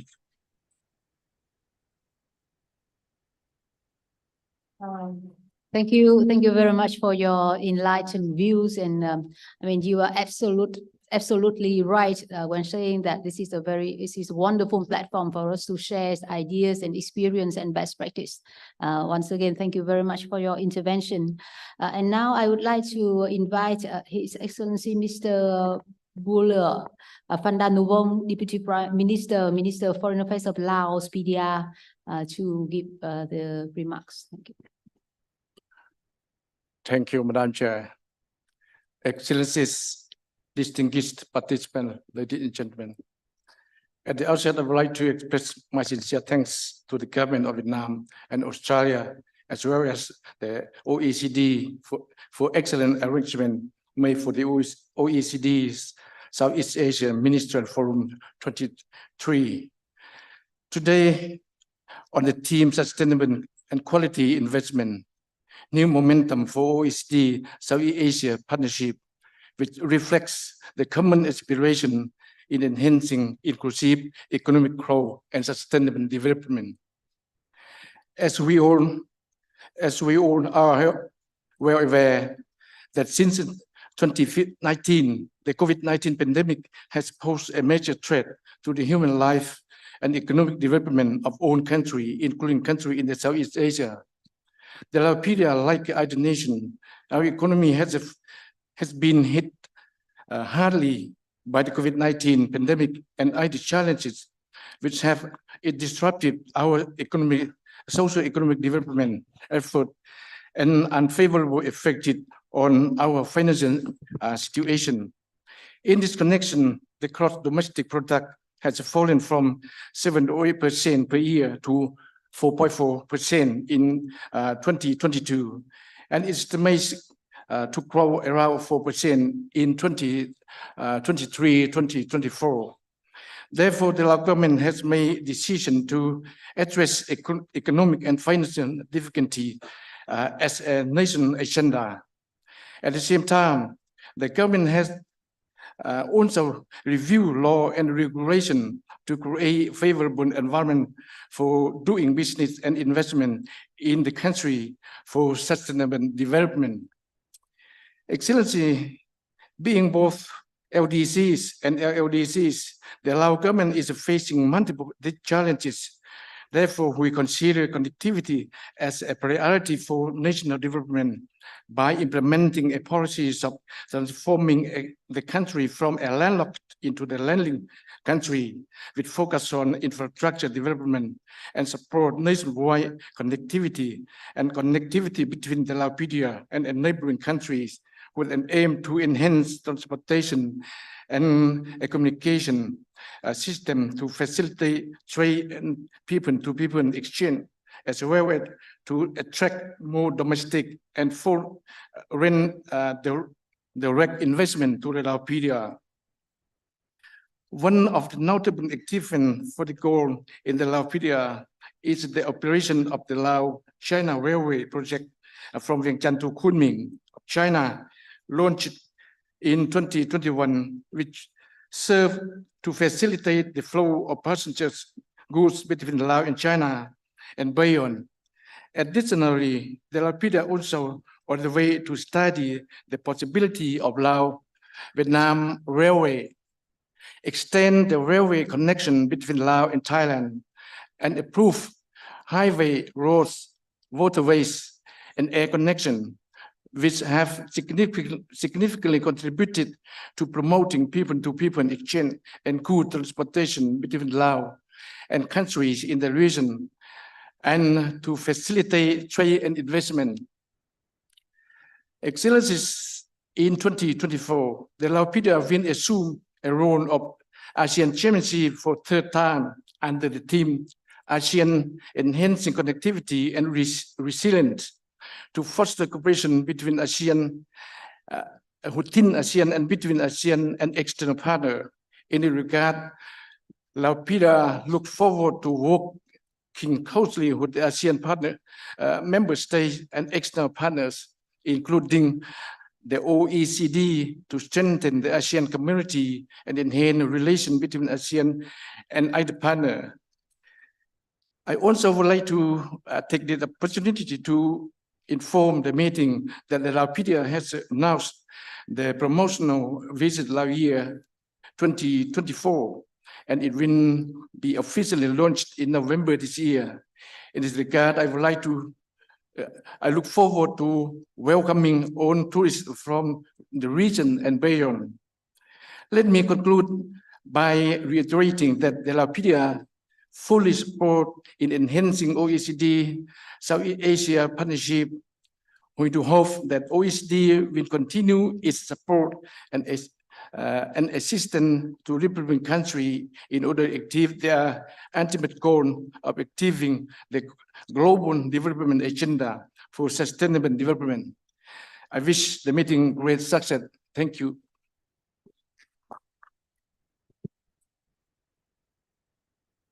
Thank you very much, His Excellencies, Vice Ministers. And I think that, I mean, I would like to congratulate you as to take the positions of Chair of ASEAN next year. And we do look forward to your guidance to continue to promote the cooperations between Southeast Asia and OECD, and to incorporate the work we do here into the agenda of ASEAN next year. Thank you.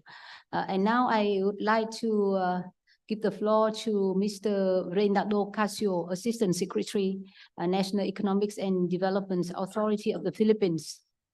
Please, the floor is yours. Thank you, Madam Chair and Co-Chair. Thank you for this opportunity to briefly share the recent efforts of the Philippines to boost sustainable investments, including recent key reforms and policies, as well as some thoughts on further cooperation. Just last year, we amended our public services law in order to reduce the previous long list of public utilities, where our constitution limits foreign participation to just 6 sectors, namely distribution of electricity, transmission of electricity, petroleum pipeline transmission, water and wastewater pipeline systems, seaports, and public utility vehicles. We'd like to note that electric vehicles have also been carved out from public utility vehicles, thus allowing foreign capital to transform the daily commute of Filipinos into a greener experience. Moreover, these reforms mean that up to 100% foreign ownership is now allowed in key sectors, such as telecommunications, air transport, shipping, land transport, including rail and logistics, which are key to our digital transformation, innovation, competitiveness, and sustainability agenda.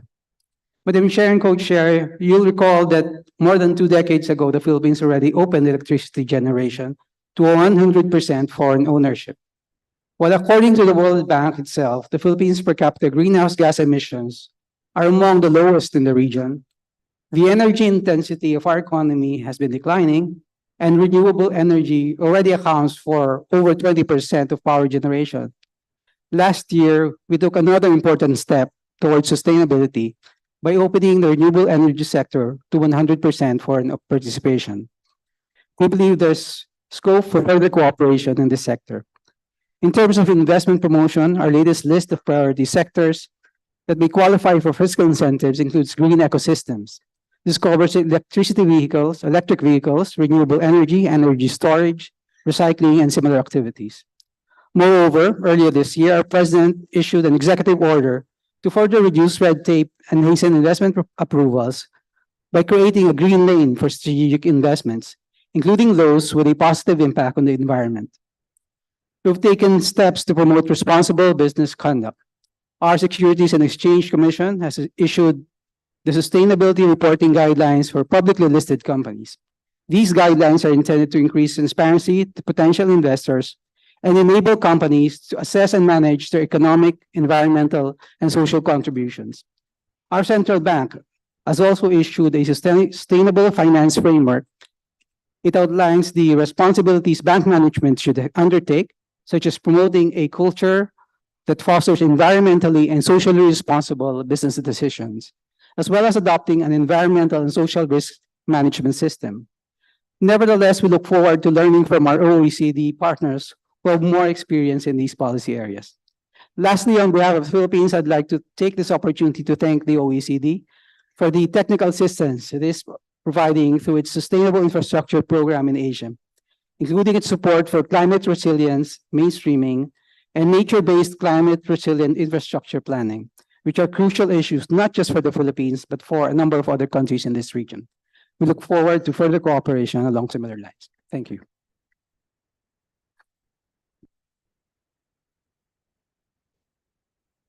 Thank you very much, Excellency. And now I would like to give the floor to another countries from the Southeast Asia. I would like to invite Mr. Dato Tan Yang Thai, Ambassador of the Malaysia to Vietnam, to deliver the remarks. Thank you very much, Co-Chair. I would like to take this opportunity to thank Vietnam with the support of Australia and OECD for hosting this year's OECD Southeast Asia Ministerial Forum.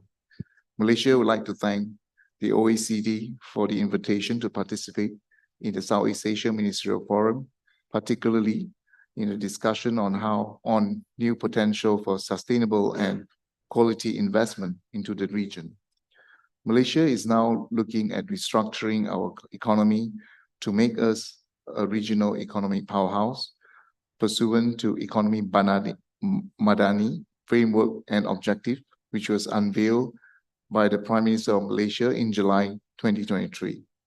The framework, which aspires to ensure a just and equitable distribution of economic wealth to the people, outlines strategies that can enhance economic growth, including in the promotion of investments and strengthening of local industries to become more innovative, competitive, and capable of expanding into global market. Premise on this aspiration, the recently launched new Industrial Master Plan 2030 will be the key component for support the economic reforms as set out under the Economy Bandari framework, in addition to the 12th Malaysian Plan spanning from 2021 to 2025, the current 5-year development plan. The 12th Malaysian Plan focuses on key strategic objectives, including economic growth, social well-being, sustainability, and inclusivity.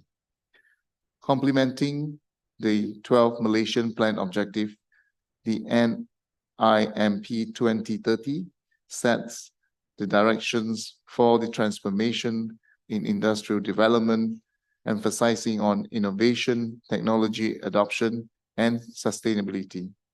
NIMP 2030 seeks to create a dynamic, high-value, and environmentally conscious industrial sector that can compete effectively on a global scale while aligning to the Sustainable Development Goals by emphasizing sustainable and responsible industrial practices.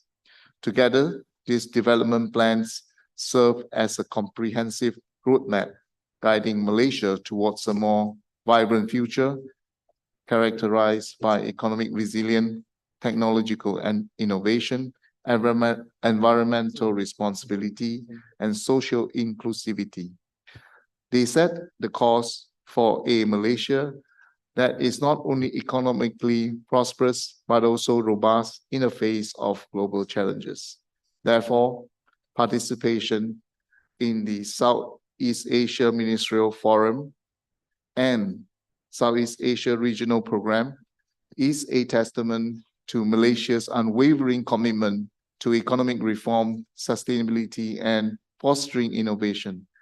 Malaysia's engagement with OECD is a strategic declaration of our commitment to pursuit of knowledge sharing and cultivation of an environment that is conducive for sustainable and quality investment. It is also an opportunity for us to extend a clear and resounding invitation for foreign investors to share Malaysia's visions for the future. In conclusion, we welcome and encourage the investor from OECD countries to continue to explore partnership opportunities with Malaysia as we collectively embark on this journey towards a new economic horizon. Thank you.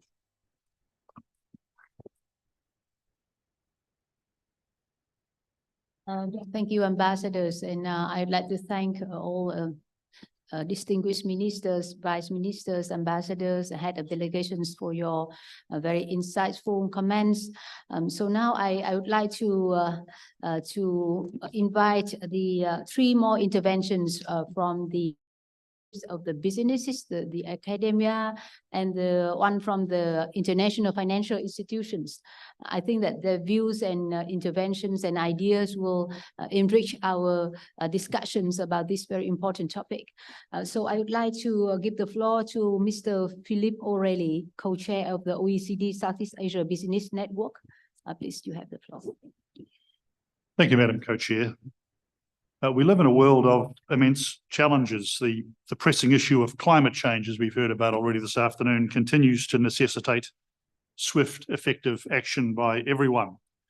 Moreover, the digital transition we're currently undergoing is reshaping businesses, economies, and societies at an unprecedented pace. All of these changes converge at an intersection: the necessity for international investment. Investment is not merely a transaction, it's a commitment to sustainable growth, to innovation, and to global cooperation. Geopolitical tensions are also urging companies to diversify their supply chains, markets, and product locations, making the investment landscape ever more complex.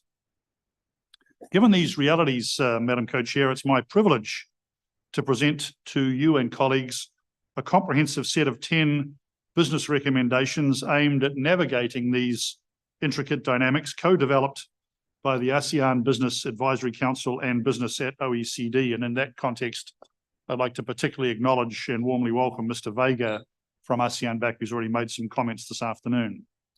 I also want to report to colleagues that we've just come this morning from a very excellent business summit held just in the hotel here. Many great speakers and a good debate.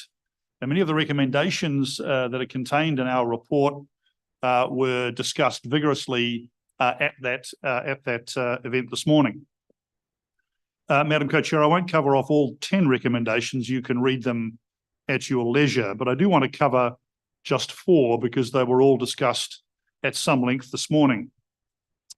The first is a recommendation about accelerating ASEAN's green transition, leveraging foreign direct investment in renewable energy and setting ambitious green targets that can signal ASEAN's commitment to sustainability. We've already heard a great deal about that from speakers so far this afternoon.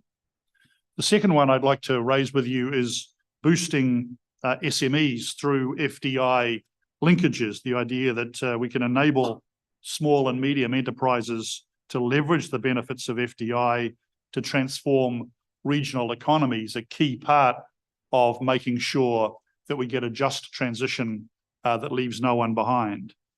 The third one I want to raise with you, particularly this afternoon, relates to enhancing regulatory coherence, the idea of streamlining and harmonizing regulations that can provide businesses the clarity they need to boost sustainable investments in the region. We've got some good examples of that occurring. Much more needs to occur, according to those business voices this morning. The fourth, facilitating public-private sector cooperation.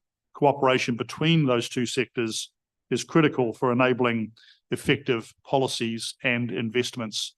We can't meet our climate challenges and our digital challenges and our prosperity challenges unless the public and private sectors work excellently together. Madam Co-Chair, these recommendations are finely tuned to the unique challenges and opportunities of Southeast Asia and the Indo-Pacific regions. For instance, the focus on supply chain diversification and green transition is particularly relevant given the region's diverse economic landscape and sustainability goals. Colleagues, these recommendations are more than just strategic guidelines. They are actionable steps designed to foster international investment and sustainable growth. It's imperative that we adopt and implement these insights to pave the way for a more prosperous future for Southeast Asia, the Indo-Pacific, and beyond. In closing then, let me reiterate the importance of international investment as a catalyst for sustainable growth and development. We will be talking about this at length this afternoon, and on behalf of the business community, I want to commend that very idea to you all. With these 10 business recommendations, we have a unique opportunity to reshape the global investment landscape for the better. Together, let us seize this opportunity and create a future that is sustainable, equitable, and prosperous for all. Thanks for your attention. Thank you. Thank you for your views. And now I would like to give the floor to Mr. Aladdin Rio, a Senior Economic Advisor of the area. Thank you, Madam Chair, and good afternoon. I'm from the Economic Research Institute for ASEAN and East Asia, and I'm very pleased to be part of this important meeting. For my intervention, I would like to raise 2 points on how we can enhance the competitiveness of Southeast Asia in becoming an important investment destination, particularly in generating sustainable and quality investment. I think the first point that I would like to raise here is the importance of strengthening supply chain resilience in the region. During this pandemic, we've seen how, for example, supply chains and their operations need to be radically structured in order to meet the challenge of an open and rules-based international trade and investment system.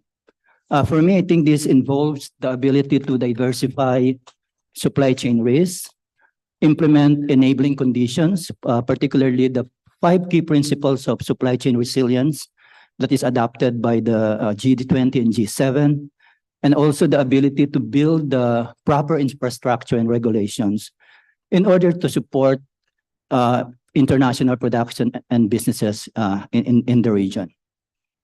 I think we also recognize here that resilient supply chains are important as they create some kind of a ripple effect in the long-term development of industries.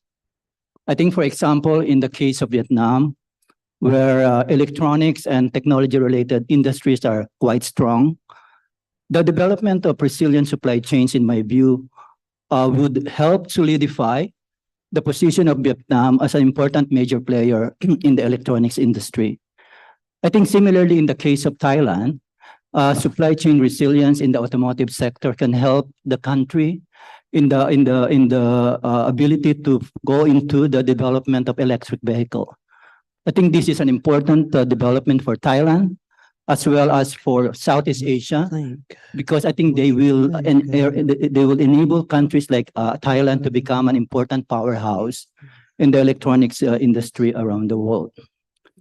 I think what I'm saying here is that having resilient supply chains will be very important in trying to move countries in Southeast Asia within the manufacturing value chain.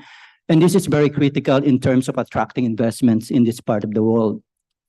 At the same time, I think we need to recognize here that resilient supply chain will also help determine the level of industry resilience that is needed to generate sustainable and quality investment. I think we recognize here that as supply chains become increasingly more complicated because of the changes in market risks, technology, environment, and even demographics, there is a need right now to develop a common framework, okay, wherein supply resilience is being incorporated, taking into account different aspects of resilience, particularly, for example, looking at the implications of digital technologies and circular economy on the operations and sustainability of supply chains. I think for me, this is very important because once we have the resilient supply chains, they would really help investment in the region, particularly in terms of how we want to have sustainable and quality investment. This brings me to the second point that I would like to raise on the importance of stronger trade integration and regional economic integration in driving the investment opportunities in this region. In particular, I think one very important development here is the post-2025 economic integration in ASEAN. This is very important for two reasons. One, because of the ability of the region to strengthen the links in the ASEAN markets, and at the same time to make it easier for investors to invest in this region and to build the relevant supply chains across different countries in the region. But I think beyond that, the importance of the post-2025 economic integration in ASEAN is the ability of the region to identify what are the critical investment areas that the region should be focusing on. And in my view, there are two important areas here.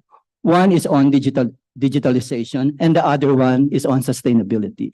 These are two important areas that would open up opportunities for investors to come to the region at the same time contribute to sustainable development. In closing, I just would like to emphasize here that while the goal of achieving sustainable and quality investment is there, ASEAN countries have already made those commitments. But I think we have to recognize here that there are no silver bullets here, right? The reality is that we need to make sure that countries are able to move from their initial commitments of having sustainable and quality investment and then translate those commitments into practical long-term goals that would really enable the region to achieve sustainable development. I think otherwise, without those concrete actions, ASEAN and Southeast Asia will not be able to achieve that ultimate goal of sustainable development. I think in the context of global partnership, this implies that it is the responsibility of all stakeholders to contribute toward the achievement of sustainable and quality investment. As an international think tank, AREA wants to work together with other stakeholders, with the government officials here, with development partners, with knowledge institutions, to make sure that our goal of promoting sustainable and quality investment is not only good in paper, but it is something that the region would benefit to looking forward. Thank you so much. Thank you.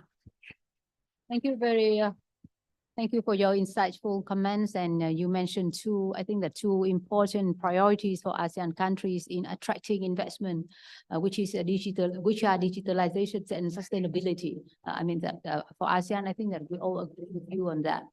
And now I would like to give the floor to Mr. Nguyễn Bảo Hùng, Principal Country Economist at the ADB Vietnam Resident Mission. The floor is yours. Thank you very much, Madam Co-Chairs, distinguished guests, ladies and gentlemen. First of all, I'm honored to represent ADB in this important forum, and we would like to share with you some of the key observations we're seeing as a regional development bank in Asia Pacific. First of all, as we probably would agree, the recent experience with the COVID-19 pandemic, followed by global uncertainties that affect the global economy, has highlighted the fact that economic growth alone is not enough. Development should be sustainable, inclusive, and resilient. And this is not only true for countries to seek up an economic development path, but also true for the international business communities, as we've heard from other delegates, that business is also seeking for sustainability and resilience against future uncertainties and shocks. And this is an area where there would be common interest from the countries as well as from the international business communities. Second, I want to highlight that the challenge is not only to promote quality and sustainable investment, but it has to be at scale and speedy. So we need more and we need them fast. And this is very important, and there is an urgency, especially in action to address issues of climate change. And in this context, we probably know that Southeast Asian, many countries are quite vulnerable to climate change impact and risk. So this is even more urgent for the region. So in this forum, I would like to share three major observations that probably you could consider. The first, I think we can't state enough about the importance of having evidence-based sustainability regulation at the country level, including a clear incentives or enforcement measures to make sure that sustainability is actually happening in the economy. And in addition to national regulations, it is also very important for the region to coordinate on sustainability aspects of the regulations, because we know environmental sustainability is regional public goods. It is beyond a single country's control, and therefore regional coordination, regional collaboration is very important.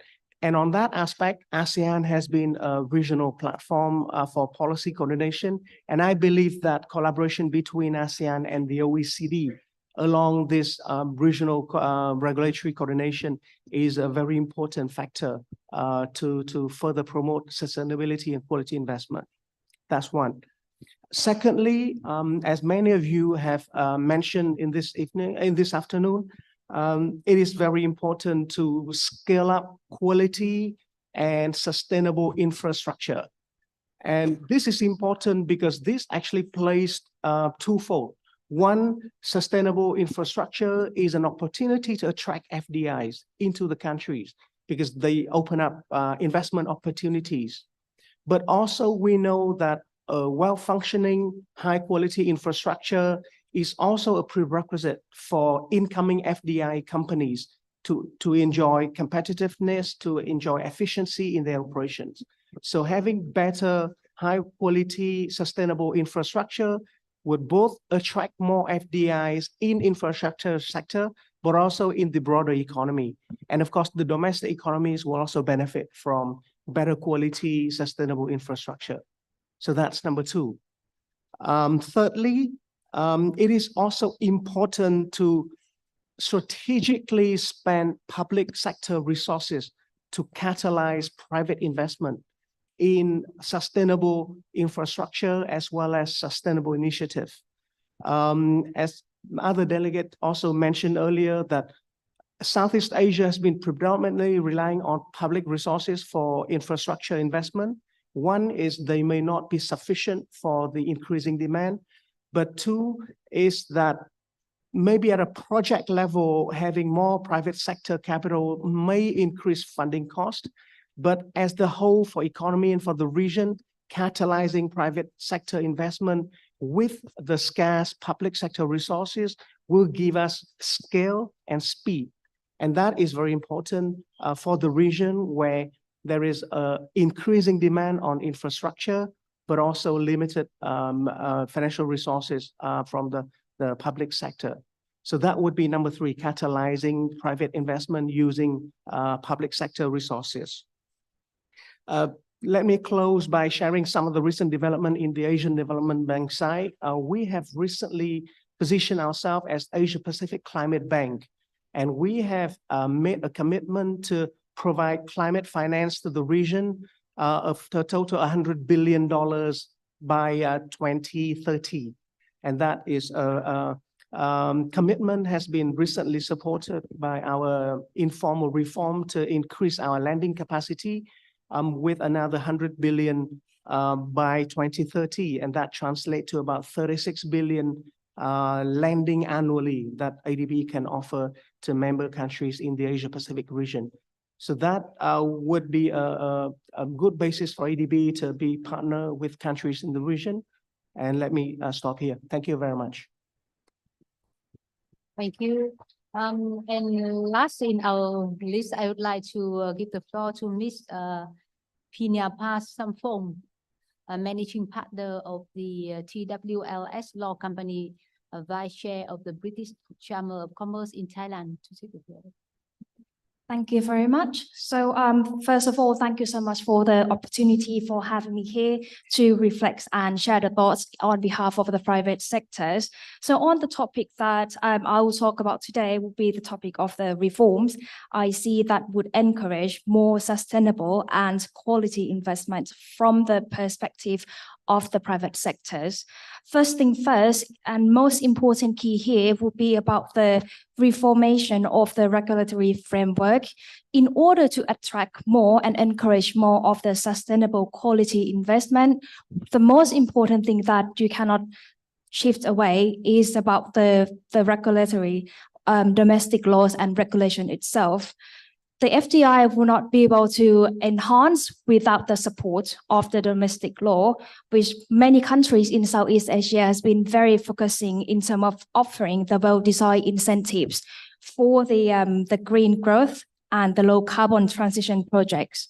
Not just only as the tax incentives that the government policy has been trying to supporting, but the many countries also try to work as a partnership cooperation in terms of to create the free flow of the FDI by supporting and collaboration through the free trade agreements in many countries.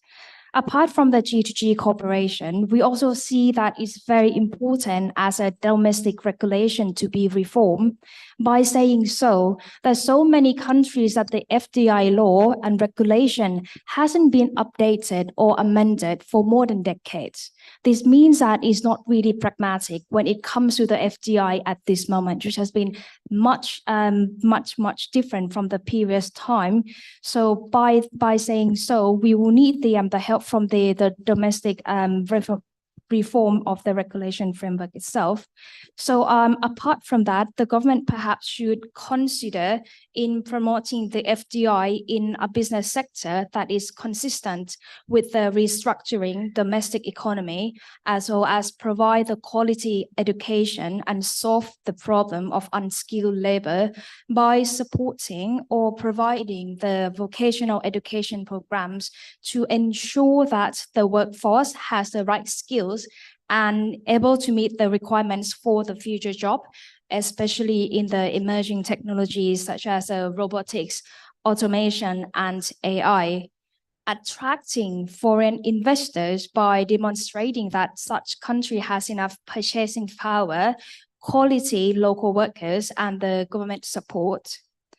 Another interesting and important point that I would like to highlight today is in the topic of the digital infrastructure development and harmonization.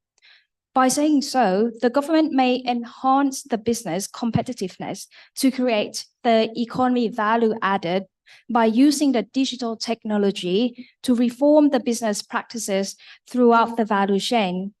So one of an example of this idea is the recent project of the integrated e-payments among the 5 ASEAN countries, namely with Indonesia, Singapore, Malaysia, Thailand, and Philippines, which have agreed to cooperate on the ASEAN cross-border payment to support faster, cheaper, more transparent, and more inclusive cross-border payments by using the QR code or the e-wallet, that they can use the local currency transactions as one of the payment methods in the region.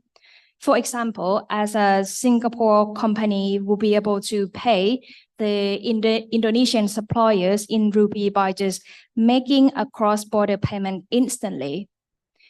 By removing the cost and logistical barriers to the international payments, it will be a major step towards unlocking of ASEAN's intra-regional trade and business activities and growth potential.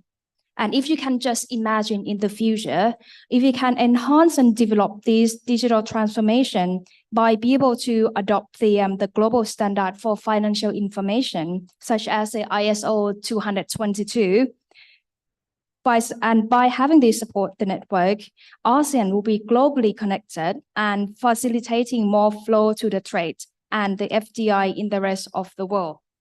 Another proposal here on the digital harmonization is to digitizing the trade process. More needs to be done to digitize the supply chain process and also reduce the non-tariff barriers.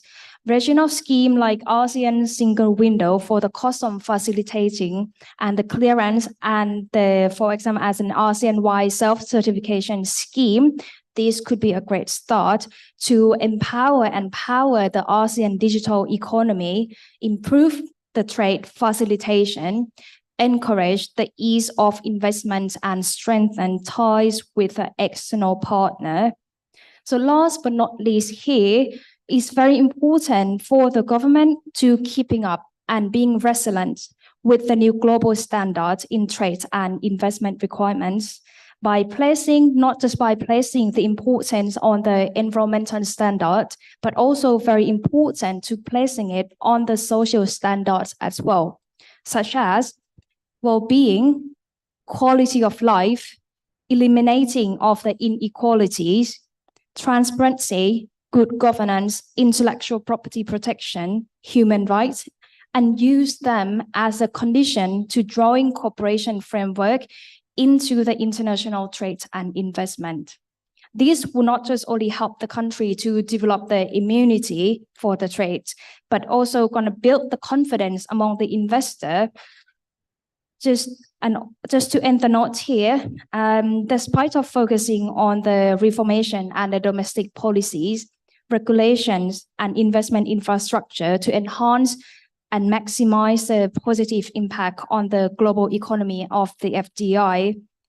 As a world population, we must not forget on enhancing a good quality of life for all groups of people in terms of access to the adequate basic necessities of life, a healthy environment, opportunities to capitalize on one's own potentials, to improve one's livelihood, and commitment to pass on the natural resources and a healthy environment to the future generation. Thank you very much. Thank you. Thank you. Excellencies, actually we have gone through the 21 registered speakers. And thank you very much for helping me to accomplish my assignment and keep track of the most valuable asset of all of us. It is a time. So we will continue to have another very important sections, which will be chaired by our co-chair, Ms. Alisa Payne. But before I close these sections, I just would like to ask if any of you would like to make any more intervention. I heard that the Brunei ambassador would like to make an intervention. So I would like to give you 3 minutes for the intervention. Thank you.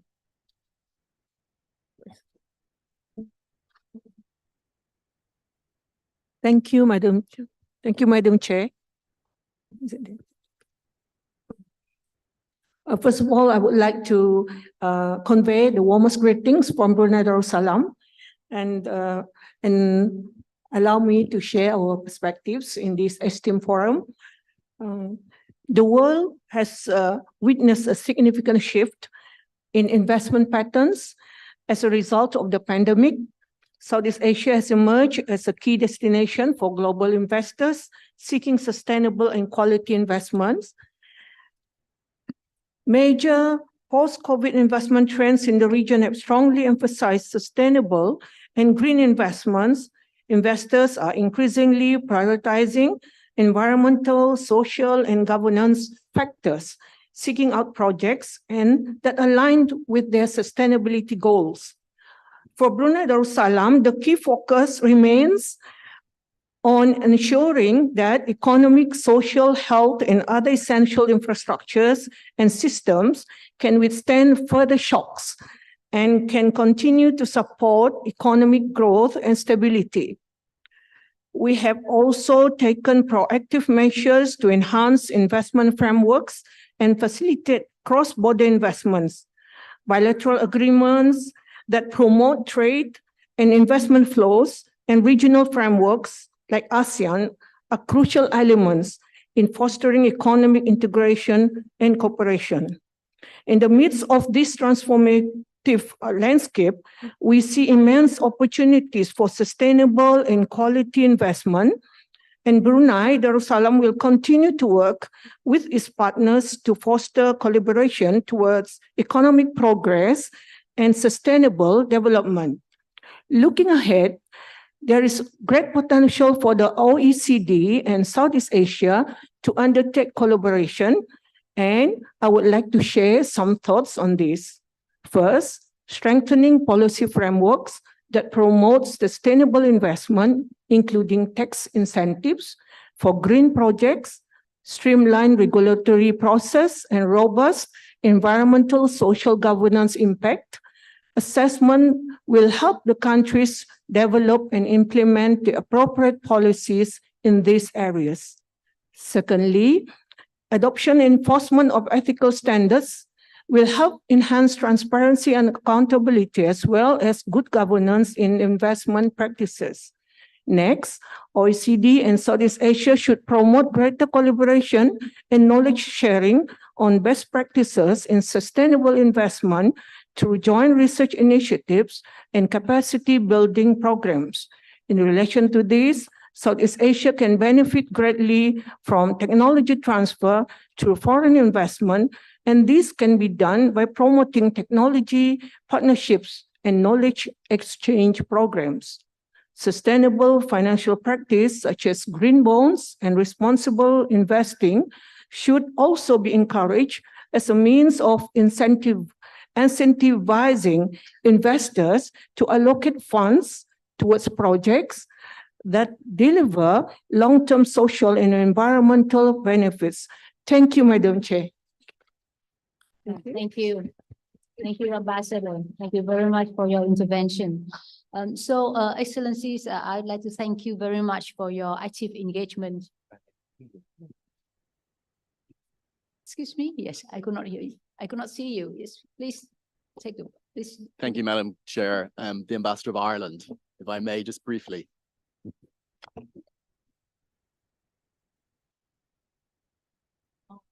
All right, please, you have the floor. It's not working. Okay. Thank you.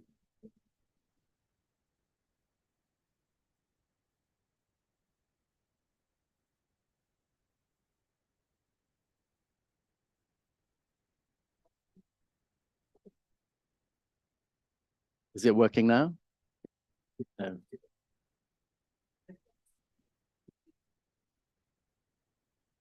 Third time lucky. Okay, great.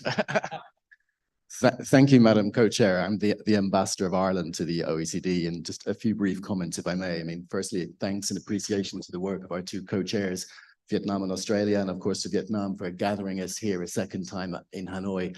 Our thanks to you. I think from an Irish perspective, the SARP rightly recognizes the strategic importance of this region of Southeast Asia and of ASEAN, and we're pleased to be financing making a financial contribution to the work of SARP on this in this area of work of ASEAN's SME policy index. We see SARP delivering real benefits in terms of the socio-economic development objectives of countries of this region, but also of embedding OECD principles, practices, and standards in priorities. Our focus today in our conversation around investment has rightly been around the need to ensure sustainable flows of investment for governments and major enterprises in areas with a focus on sustainable and quality infrastructure and an ethical approach to investment and business. But I'd just like to briefly recall also the importance of ensuring access to financing for the SME sector, recognizing, of course, that the needs, absorption capacity, and abilities of the SME sector will differ. And so we should recall when designing our suite of investment tools, our policy guidelines as governments, and the capacity building suite of instruments that we make available to the SME sector, the specific needs of that sector, to enable us to scale and to grow what is, for all of our economies, a very large part of the domestic company base. I'd also note within that the importance of female entrepreneurs, given that in Ireland and in all countries of the OECD and the Southeast Asia, women-led businesses are an important element of our enterprise base, and again, may have specific needs, and that we should bear these in mind when we're designing our policy tools. I want to say something also about our approach here. We're really pleased to be able to continue to support the Southeast Asia Regional Programme. We're looking forward to its anniversary next year. And we see this as a very important way of bringing the countries of the region closer to the OECD. And so I'd like to conclude by saying that Ireland warmly welcomes Indonesia's application for membership of the OECD. Whilst we may be from different regions, I'm pleased that at least in this room, we are neighbours. And we encourage Indonesia to engage in the process ahead, which we hope will bring Indonesia closer to the OECD, but will also, in doing so, bring the wider Southeast Asia region closer to the OECD as well. Thank you. Thank you very much. Thank you. So allow me to, Excellencies, allow me to wrap up our discussion, because we will have a short break and then we'll continue to have another very fruitful discussion, I'm sure.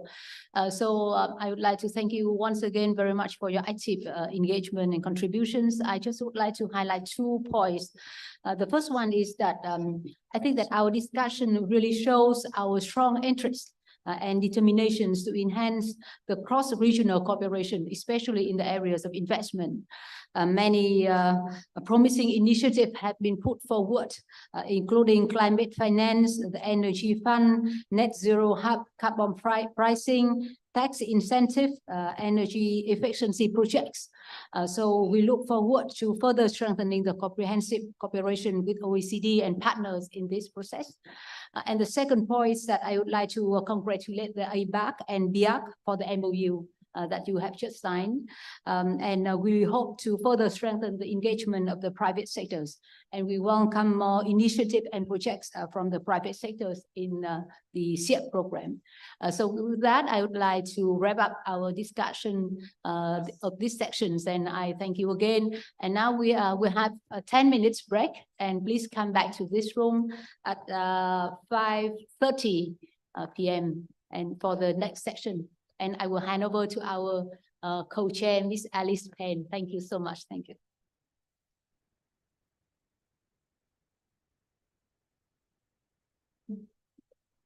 Xin trân trọng cảm ơn Thứ trưởng Nguyễn Minh Hằng và bà Alicia Payne. Phiên thảo luận đầu tiên của diễn đàn xin kết thúc tại đây. Xin kính mời các quý vị đại biểu nghỉ giải lao trong vòng 10 phút. Phiên thảo luận 2 sẽ bắt đầu lúc 5:30. Thank you, Her Excellency Deputy Foreign Minister Nguyễn Minh Hằng and Australian Member of Parliament Alicia Payne. The first ministerial discussion has come to an end. The forum will now take a 10-minute break, and the second discussion will start at 5:30 p.m. Thank you.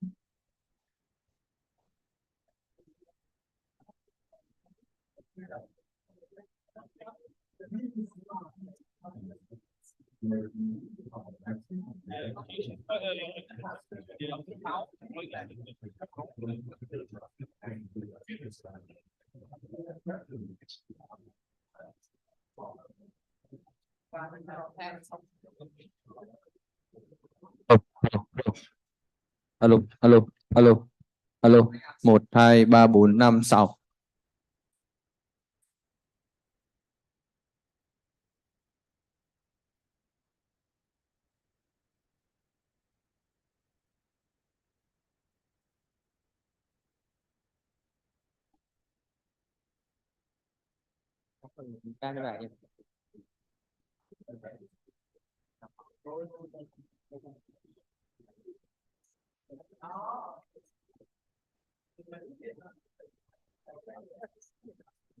Em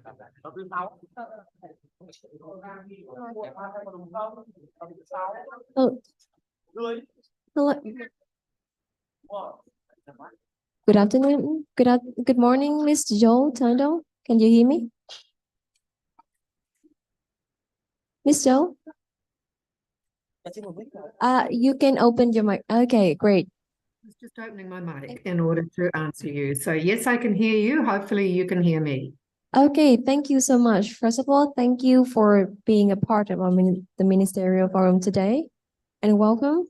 And we can hear and see you really clearly. So can you see our conference room right now on the screen? Yes, I can. Yes, okay, great. So I think that the connection is great. So let's wait until we will start the second ministerial discussion at 5:30. 5:30. Okay, so about Okay. six minutes from now, I'll remain Yes. on the platform and just be ready to go. Okay, thank you so much. Okay, Have a thank nice, you. yes, have a nice day. Thank you. Thank you.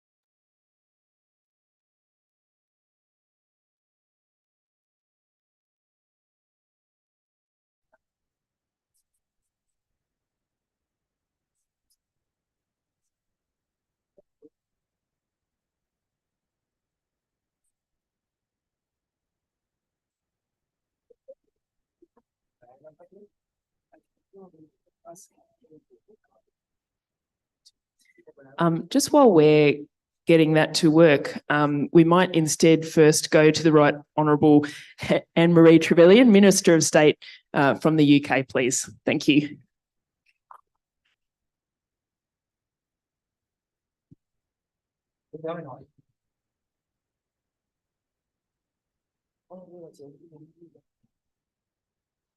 Thank you, co-chairs, for your work today, and of course for the ongoing work on the Southeast Asia Regional Programme.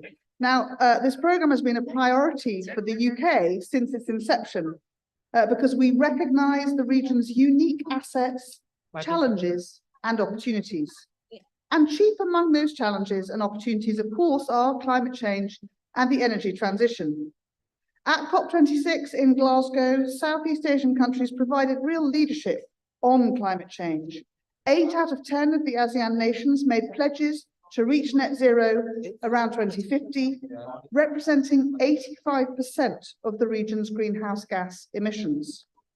So to support that transition, the UK has launched a new ASEAN-accredited green transition programme that will act as a catalyst for private green finance. It is a proven model. Last month, through our Mobilist programme, the UK government contributed $20 million to support the public listing of a portfolio of renewable energy projects in Asia. That injection of our cash and credibility helped raise over $700 million from institutional investors. And we are working with partners through the Just Energy Transition Partnerships to align such investments with net zero commitments and technical assistance. In this region, we are proud of the work that we are doing with the government of Vietnam as Just Energy Transition Partnerships co-lead with the EU. That work is accelerating Vietnam's move towards a green future and helping to ensure that workers and communities are not left behind. Now, all countries have difficult choices to make as we transition to net zero, particularly around the speed at which we phase out fossil fuels. In this region, as in others, we cannot talk about the energy transition without addressing the issue of coal and subsidies for its production. The case for phasing out coal is about much more than the environment, air quality, and climate change. Because in the long term, we all know that renewables are a more secure and a more cost-effective source of energy. We also know that more and more businesses are making ambitious net zero commitments. So this will create increasing pressure on their supply chains to decarbonize or to lose out.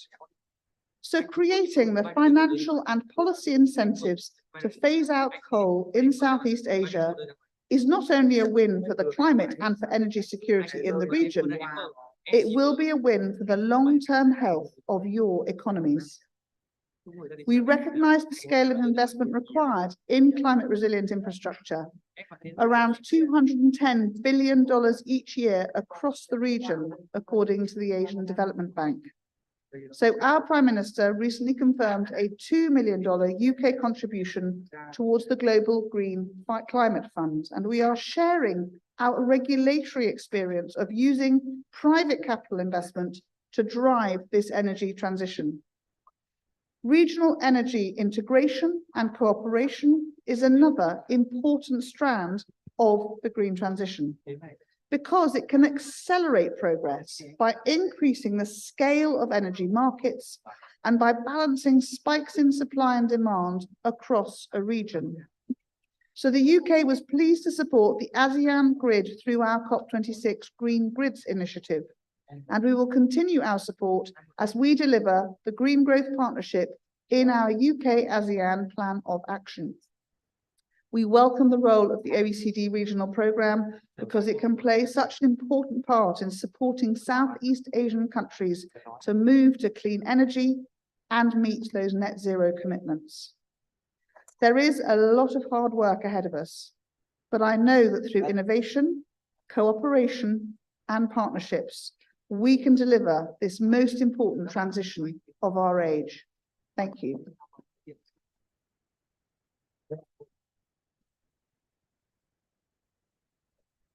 Thank you very much.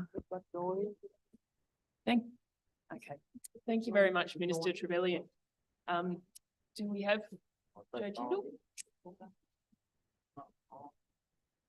I'd now like to welcome online Joe Tyndall, Director of Environment from the OECD, joining us from Paris. Well, yes, good evening to you there, ministers, excellencies, participants in this forum.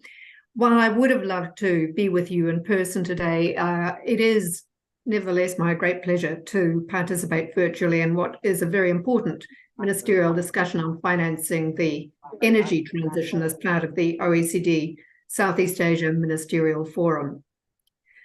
We know that accelerating the energy transition in this region is critical to achieving climate goals.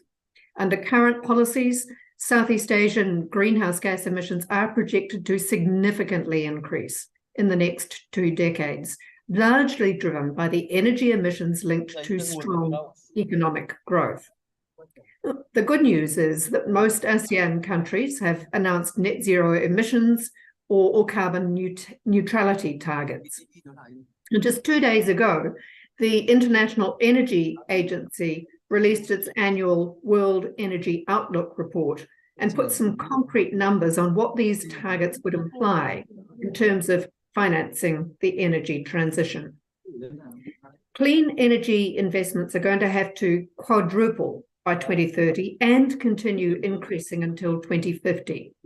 Now, this would lead to solar power increasing 6-fold, while coal-fired power generation must be cut in half by 2050. And I was interested in hearing State Secretary's comments about coal in the previous presentation. The IEA is optimistic that current energy trends are heading along the right pathway, but all the same, successfully navigating such a transition is going to be a Herculean task. It will require unprecedented scaling up of financial flows from all sources, public, private, and a blend of both. To illustrate the scale of the challenge, allow me to share a few data points for something we like to do at the OECD. Southeast Asia is one of the few regions in the world where electricity generation from coal increases in projections through to 2050 without additional measures being put in place. Between 2016 and 2020, annual average energy investment in Southeast Asia was around $70 billion, of which around 40% went to clean energy technologies. By 2030, energy investments are projected to reach $130 billion a year. That's almost double the current level. While public finance is going to continue to play an important role in supporting the Southeast Asian energy transition, it can't by itself meet this investment need. The ability to effectively source private finance will therefore determine the success of the transition.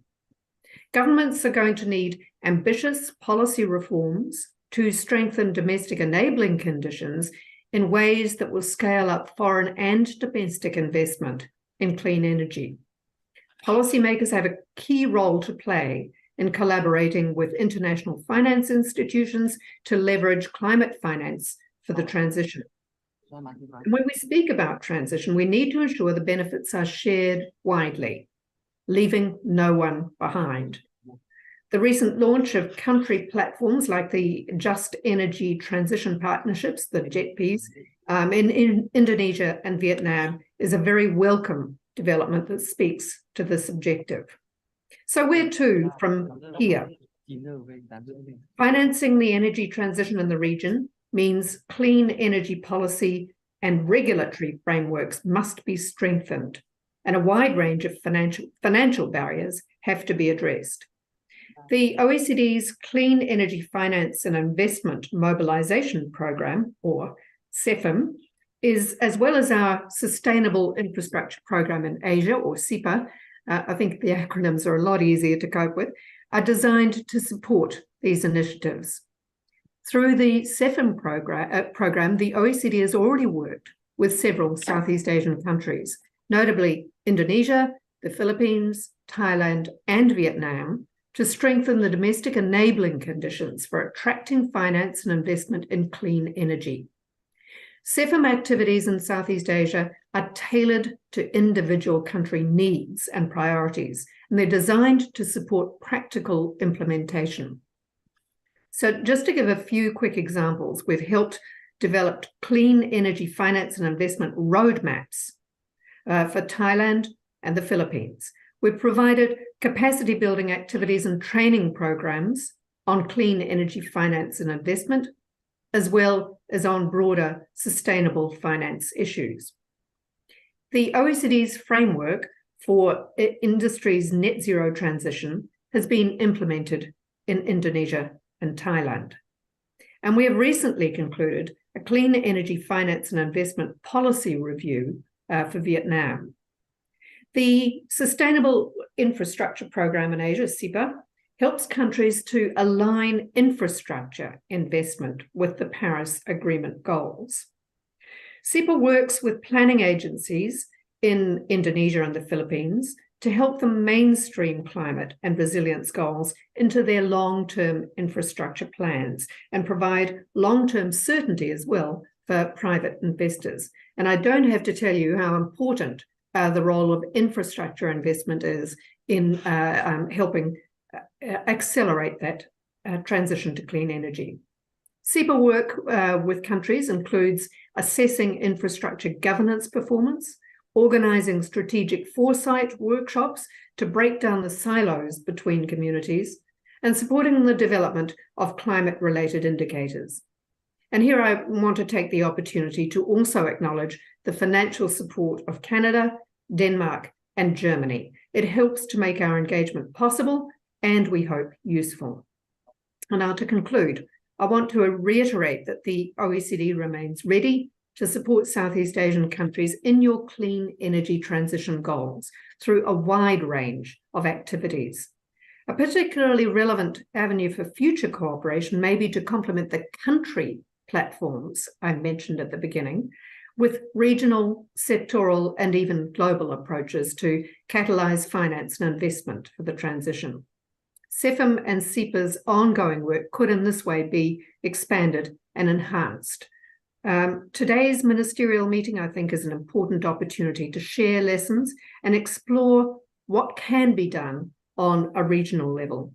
While each country is going to be looking for an energy transition that balances sustainability, affordability and security of supply, this balancing act would benefit from also factoring in regional solutions.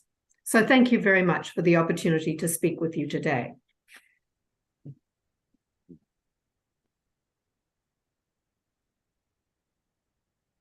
Thank you very much, Ms. Tyndall, and again, Minister Trevelyan, for those lead interventions, which have certainly set the stage for this interesting discussion. We'll move now to interventions from heads of delegation. There is a registered speaking order that we'll work through first, and then I'll move to impromptu interventions and the opportunity for representatives to respond to earlier interventions. So first we have representing Switzerland, Mr. Dominic Paravicini, my apologies, State Secretary and Delegate of the Swiss Government for Trade Agreements and State Secretary for Economic Affairs of the Federal Department of Economic Affairs, Education and Research. Thank you, Madam Chair. I would like to add some few points because the speakers already have mentioned most of the points in the sense that our challenge today is to achieve economic growth and development while fully realizing the potential of a clean and sustainable energy transition. And in our opinion, this will not be possible without engaging the private sector, making this sector participate in the energy transition. Without the private sector, it will just not be possible. And we see 3 points, 3 key areas where we should make work in order to make this happen. The first one is market-oriented and reliable framework conditions. The second one is coordination of bilateral, multilateral, and private investors. And the third one is to underpin the first two with building capacity that local and regional knowledge can be used in a more and most effective way. To the first point, we believe that establishing reliable legal framework conditions is essential to attract investments in the energy sector. An example could be strengthening of public finances management or making small and medium enterprises competitive and integrating them into international value chains and this would then make it possible to make such an energy transition possible.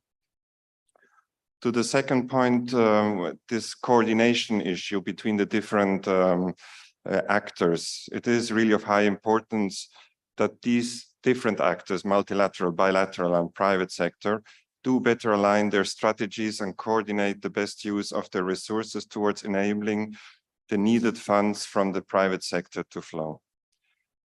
Switzerland is one of the hubs in the domain of sustainable finance.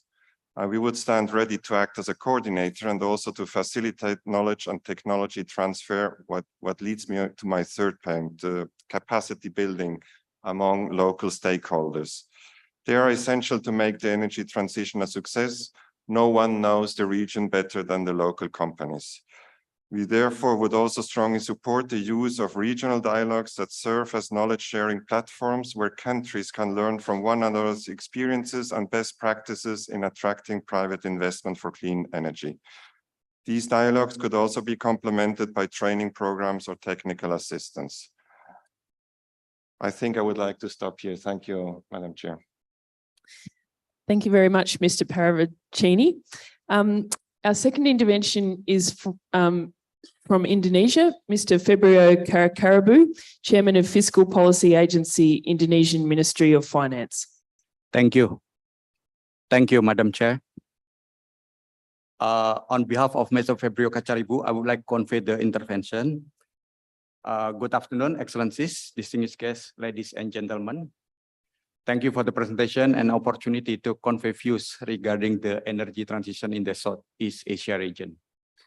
The Southeast Asia region is one of the centers of global economic growth. As we are all aware, rapid economic growth will need substantial amounts of energy sources that are accompanied by considerable amounts of emission. The region really needs to grow to sustain its prosperity for the people, while also maximize its contribution to the global climate change agenda by reducing emission. We firmly believe that economic development and environmental responsibility can be managed in a synchronized manner. Based on the ASEAN Power Updates 2021 data, it is confirmed that in the year 2020, the region had 285 gigawatt of installed power capacity in total, in which Indonesia, Vietnam, and Thailand accounted for around 2/3 of the total capacity. The top 3 energy sources for installed power are coal, gas, and hydro. This figure shows that the region dependency on coal and gas power sources is relatively high. However, the region has agreed to increase the share of renewable energy in its installed capacity power up to 35% by 2025. In this case, around 60% of any additional capacity will be sourced from renewable. Indonesia holds the 11th position globally in terms of total greenhouse gas emission. However, when we assess emission from a per capita perspective, we find that we rank 24th, with an annual emission of only 2.6 tons of CO2 equivalent per person in the year 2022. Notably, this figure is significantly lower than emission from other developed countries and global average. We also believe that similar condition has also applied to the countries in the region. It is also important to highlight that the pace of Indonesia GDP per capita has consistently outpaced its emission over the past 2 decades. We remain committed to managing our decarbonization policies while simultaneously sustaining our economic growth. As an emerging market and developing economy, This approach underscores our dedication to seeking just and affordable solution to address global climate change agenda. Considering economic growth while also maintaining sustainable development, a just and affordable energy transition is needed. For this reason, Energy Transition Mechanism Platform was formed in the region. This platform will search and combine various sources of funding as blended finance to finance energy transition efficiently. Indonesia and the Philippines are the pilot countries and have progressed significantly to date. Another important global initiative to tackle climate change agenda is through global partnership effort, which is Just Energy Transition Partnership.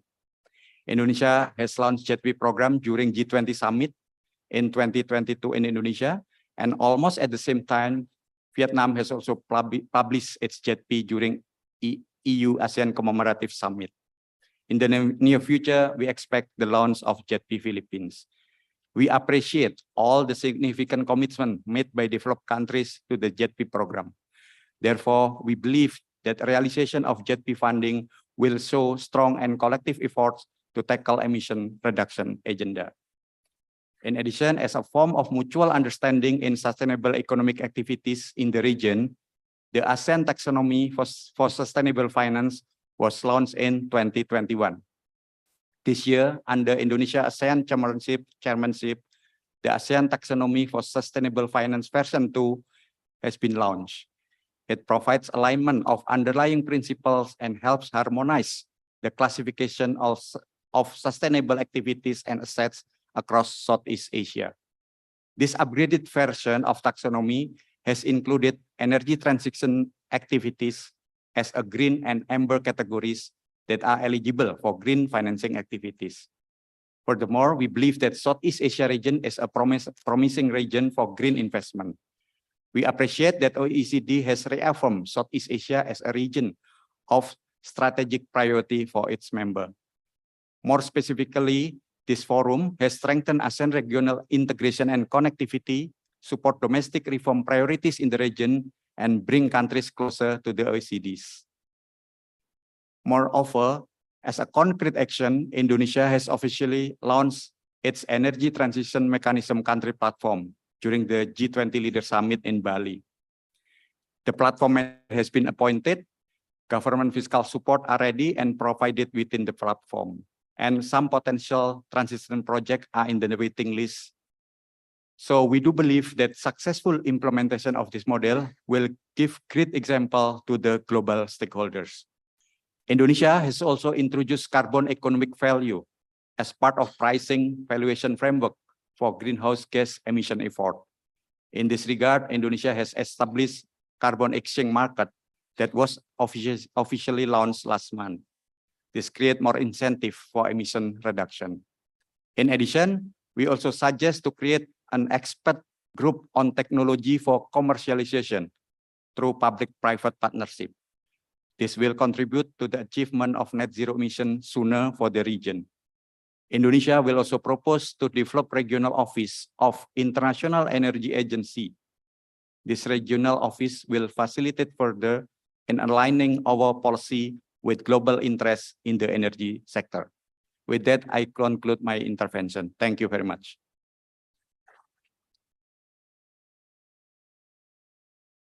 Thank you very much.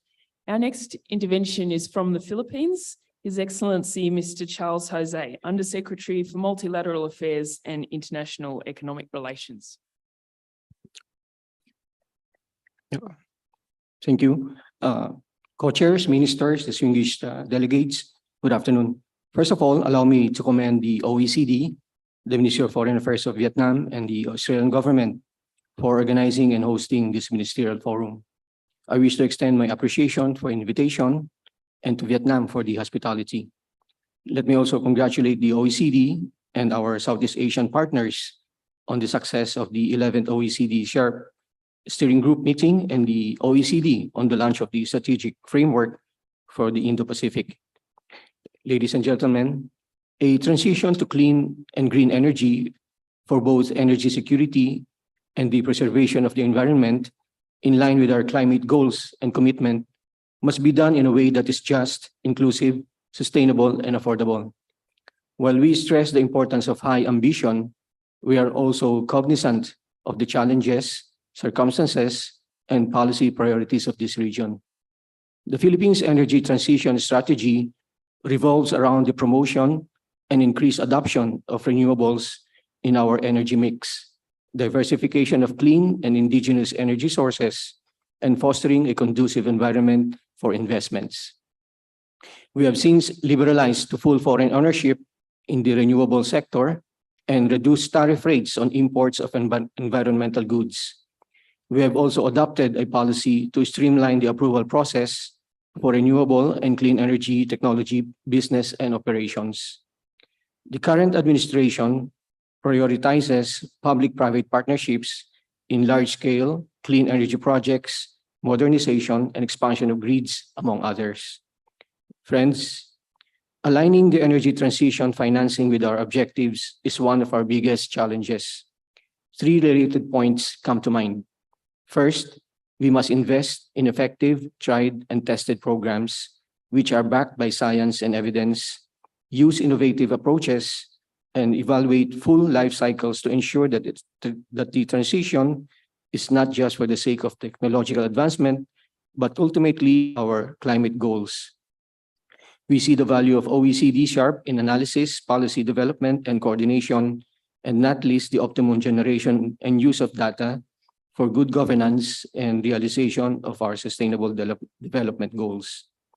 Second, we need to think how we can design a transition that is not only just and inclusive, but also engaged and accountable. How will this shift impact our workers and their jobs and the micro, small, and medium enterprises that rely on affordable and accessible energy sources, or the potential for local communities to harness nature-based solutions? What is the role of the private sector beyond financing? Participatory decision-making should involve collaborations with all stakeholders to effectively align our actions and principles towards responsible conduct in environmental, social, and governance programs, as well as to expedite collective action given the urgency to resolve the climate crisis. Not least, we must be thorough in ensuring that we do not create unintentional gaps within and across our economies, recognizing our common but differentiated responsibilities in addressing climate change, financing and cooperation in new reporting standards, human resource development, structural reforms, domestic regulations, good regulatory practices, enabling investments, among others, are some tools we can use to equip our economies in this transition. It bears emphasizing the importance of economic cooperation and technical assistance, capacity building and knowledge sharing, policy dialogues, and possibly technology transfer and aid to achieve the necessary convergence in our economies to enable an equitable development. In this regard, financing the energy transition would entail deeper cooperation on regulatory harmonization, strategic planning for regional frameworks and roadmaps, and green investment promotion and facilitation, engagement with stakeholders for financing, market, and risk assessments, and working collaboratively to address opportunities and challenges such as on access to finance, infrastructure development, and supporting innovation, while affording especially developing economies with policy space to identify and implement energy development programs in line with circumstances and priorities. We therefore welcome the OECD's strategic framework for the Indo-Pacific and will work closer with the OECD and ASEAN partners, including toward the fulfillment of the SHARP. Thank you.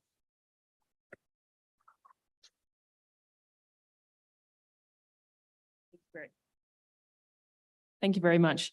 Our next intervention is from the United States, and I welcome Mr. Troy Pedersen, Director, Office of the Economic Policy Analysis and Public Diplomacy at the U.S. Department of State. Thank you very much. And thank you to the co-hosts and to the organizers for organizing this important opportunity to speak about the urgency of the energy transition and our role in working towards that goal. Given the urgency of diversification of energy supplies and accelerated and well-managed transition to clean energy is the only path to true energy security.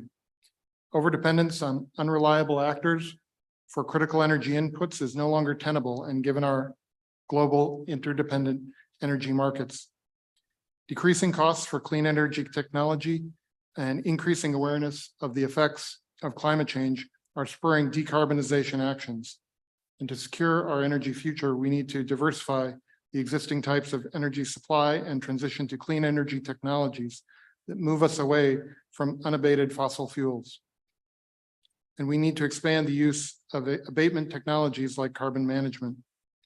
However, it will take significant investment to develop these new technologies at the scale and pace necessary, and to secure sufficient and stable supplies of the critical materials required to deploy these technologies at scale.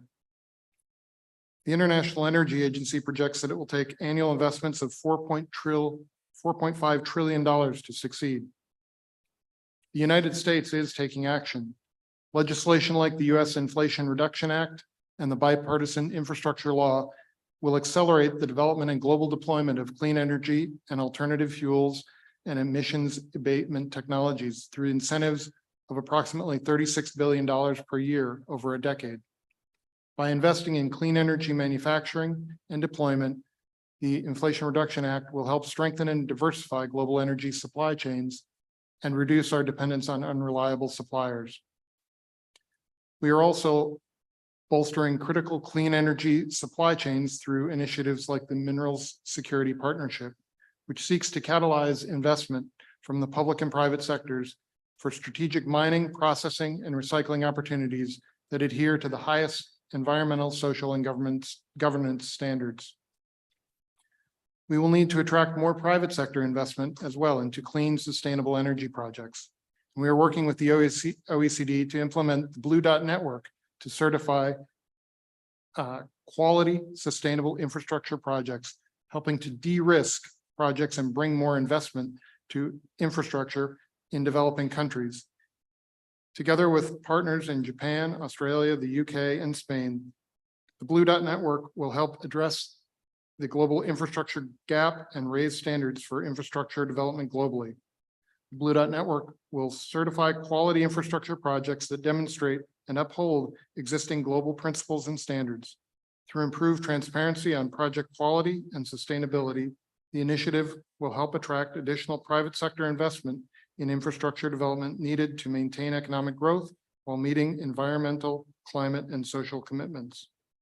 The Blue Dot Network certification will serve as a globally recognized symbol of transparent, climate-friendly, sustainable infrastructure, and especially energy infrastructure.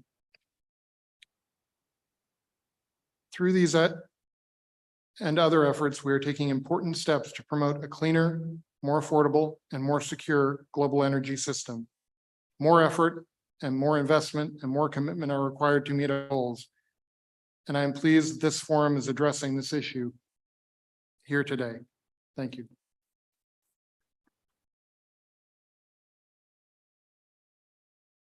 Thank you very much, Mr. Pedersen. Our next intervention is from Canada, and I welcome Her Excellency Ms. Madeleine Chenet, Ambassador and Permanent Representative to the OECD. Well, thank you very much. And I just want to acknowledge your great leadership as co-chair for this very substantive discussion, and commend the great welcoming of Vietnam in this session and in the last 2 days. So clearly Canada deeply values its privilege and growing partnership with ASEAN. Our history of cooperation spanning over 45 years is a testament of Canada's commitment to our partnership with ASEAN. Canada's longstanding strong relationship with ASEAN was reaffirmed by Prime Minister Trudeau last November during last year's ASEAN-Canada 45th anniversary commemorative summit in Phnom Penh. Canada and ASEAN leaders committed to establish a strategic partnership. Last November, we launched Canada's first ever Indo-Pacific strategy, a $2.3 billion strategy that is built upon 5 interconnected strategic objectives, one of which being to expand trade, investment, and supply chain resilience. The IPS reaffirms the central place that ASEAN has in our growing engagement with the Indo-Pacific region, and identify ASEAN as a priority sub-regional partner. It positioned us well to grow and diversify Canada's economic ties with ASEAN and its member states, and support activities that align with areas of cooperation under the ASEAN outlook in the Indo-Pacific. We are implementing our Indo-Pacific strategy through initiatives that will increase trade and investment ties with ASEAN, including setting up our Indo-Pacific Agriculture and Agro-Food Office in Manila, planning upcoming Team Canada trade missions and planning for Indonesia, Malaysia, Philippines, and Vietnam, and expanding our natural resource ties related to trade and investment with priority Indo-Pacific partners, including ASEAN member states such as Indonesia and Singapore. Canada really invests to better succeed that transition of the green energy, and we work closely with our private sector to make it happen. So one example is our clean tech funding. Domestically, one example we have seen unfold with tremendous success, launched in 2018, is our 600 million Clean Tech Fund One, which provided funds to 50 companies, including firms recognized as Global Clean Tech 100 companies. For every $1 that we committed, $6 has been raised in additional funding from the private sector by our portfolio companies concurrently or after we invested. That's over 2.7 billion in additional capital supporting Canadian clean tech companies. The next phase is our Climate Tech Fund 2. This 400 million fund will invest in Canadian climate technology firms, demonstrating high potential to grow into global champions and deliver significant domestic and global greenhouse gas reductions. Our 1 billion commitment to innovation and investment in the energy transition are essentials to Canada's net zero path. So let me end by just reinforcing our full support of Indonesia to be part of OECD. Thank you.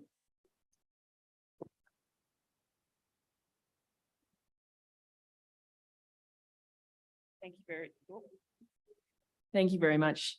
Our next intervention is from Korea. His Excellency, Mr. Sang-Dae Choi, Ambassador and Permanent Representative, Permanent Delegation of Korea to the OECD. Yes, I'm here. Can you hear me? Yes. Yes. Thank you, Madam Chair. Actually, I'm honored to address the vital topic of energy transition at the SEP Ministerial Forum. Before I get into the topic, I would like to express my sincere gratitude to all SEP members and the OECD Secretariat for their dedicated efforts in supporting the challenges faced by Southeast Asia. As one of the countries closely linked with this region, Korea is highly committed to actively participating in SEP activities. And additionally, taking this opportunity, I want to convey Korea's unwavering support for Indonesia's journey towards OECD membership. We anticipate the prospect of more ASEAN countries coming together and collaborating within the OECD in the near future. Korea, which became a OECD member country in 1996, has contributed a lot to mutual interest and development of Korea and the OECD. And our support for Indonesia's aspirations in this regard remains steadfast. And especially for diversity of OECD member countries, we think APEC countries, including Australia, Canada, Japan, and Korea, which are also OECD member countries, can collaborate in the ASEAN countries' journey to access to the OECD. And I would also express my sincere aspirations in this sincere gratitude to the Vietnamese government for hosting this forum with warm hospitality. In recent times, the global agenda seems to have been dominated by the themes of digital and green transition. Among these, the energy transition is considered one of the crucial issues affecting national security and economic development beyond climate action. The remarkable economic progress observed in Southeast Asia points towards a projected surge in energy demand in the foreseeable future. It is imperative that we address this growing energy demand by actively promoting the transition to sustainable energy sources. To achieve this goal, we think it is essential that we engage in not only the concerted efforts of individual nations or alliances, but also the active participation of the private sector. And let me add a little bit on Korea's efforts regarding this. Korea recognized the significance of Southeast Asia as our second largest trading partner. And also Southeast Asia is the region Koreans must visit. In this sense, we introduced the Korea-ASEAN Solidarity Initiative, or KASI, K-A-S-I, during the Korea-ASEAN Summit last year. This initiative aims to expand the cooperation for mutual prosperity and development between Korea and ASEAN, and to address regional and international challenges. Energy transition is one such area where we plan to collaborate under the framework of KASI. As a nation heavily dependent on imported energy, Korea, we also plan to strongly support the global energy transition, particularly in the Southeast Asian region. During the recent ASEAN +3 summit, we adopted the statement on building on electric vehicle ecosystem to support ASEAN's carbon neutrality and energy transition goals. We are committed to actively collaborate in implementing this statement and anticipate an increased investment of Korean companies in establishing electric vehicle infrastructure within ASEAN. At the recent UN General Assembly also, our president outlined our commitment to accelerate the transition towards clean energy in climate vulnerable countries. This commitment includes an increase in Green Official Development Assistance, ODA. And 3 points were highlighted. Number one, an additional contribution of $300 million to the Green Climate Fund, the GCF. Number two, international collaborative research on carbon-free energy, such as nuclear power and hydrogen. Number three, efforts to encourage private sector technological innovation and investment. We also expressed our determination to establish a carbon-free alliance, which is an open platform that anyone in the world can join to promote the adoption of carbon-free energy. Closing my intervention, I would like to reaffirm that Korea will continue to play its part in regional prosperity with the OECD Secretariat and all the other stakeholders of the CEL. Thank you very much.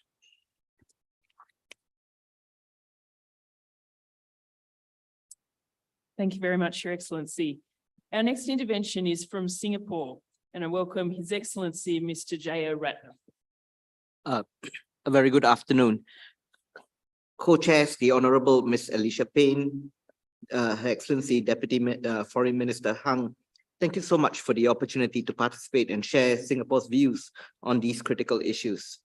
We all have recognized that climate change is an existential issue for all of us. However, the process of decarbonization is complex and requires the support of all stakeholders.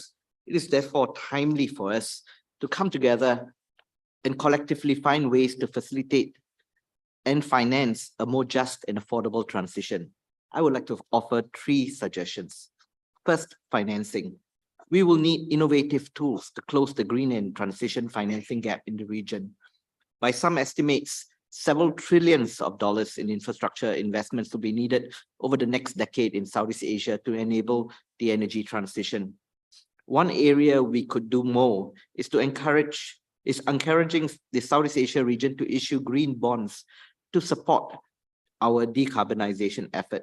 Singapore issued our inaugural sovereign green bonds in August 2023 to finance public sector green infrastructure projects like electric rails and climate change adaptation measures like coastal protection. Singapore is also developing a blended finance platform to help scale up financing for Asia's green and transition infrastructure. This platform aims to bring together technical assistance, governance arrangements, and a capital structure that caters to different risk appetites and return objectives. Second, capacity building. Nurturing a skilled workforce to support the growing clean energy sector is equally important. Infrastructure is just one part of the equation.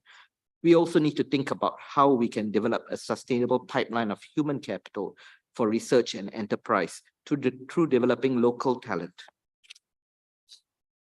In this, Singapore is supporting our workforce training, particularly for the development of a broader hydrogen economy by equipping Singaporeans with the relevant skill sets and knowledge, such as hydrogen project financing, hydrogen trading, carbon verification, and certification.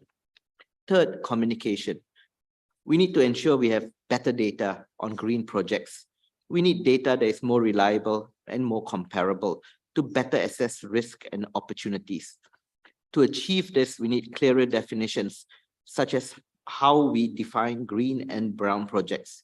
In addition, we must improve transparency through greater disclosures in reporting. In Singapore, we are making some headway in bridging the data gap. For example, we have recently issued guidelines for disclosure and reporting of environment, social, and governance retail funds, as well as a code of conduct that require ESG ratings and data product providers to disclose how transition risks are factored into products. Madam Co-Chairs, regional platforms such as the one we are having today are valuable so we can discuss how to bridge, so that we can address how to bridge financial gaps, building standardized taxonomies, and mobilize investment at scale.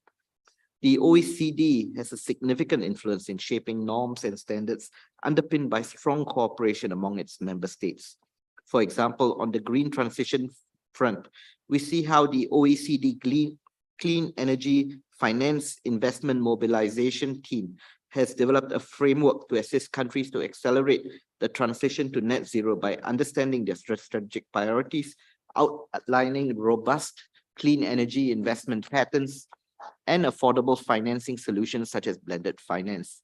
As my Indonesian counterpart has highlighted, ASEAN too has made some meaningful progress. An example as was cited is the standardization of taxonomies, such as the publication of version 2 of the ASEAN taxonomy for sustainable finance. We therefore share Indonesia's view that this project offers a microcosm of what can be achieved in energy transition when we come together as a collective ASEAN region. I wish everybody a fruitful and productive discussion, and Singapore looks forward to more meaningful partnerships in the years ahead. Thank you very much.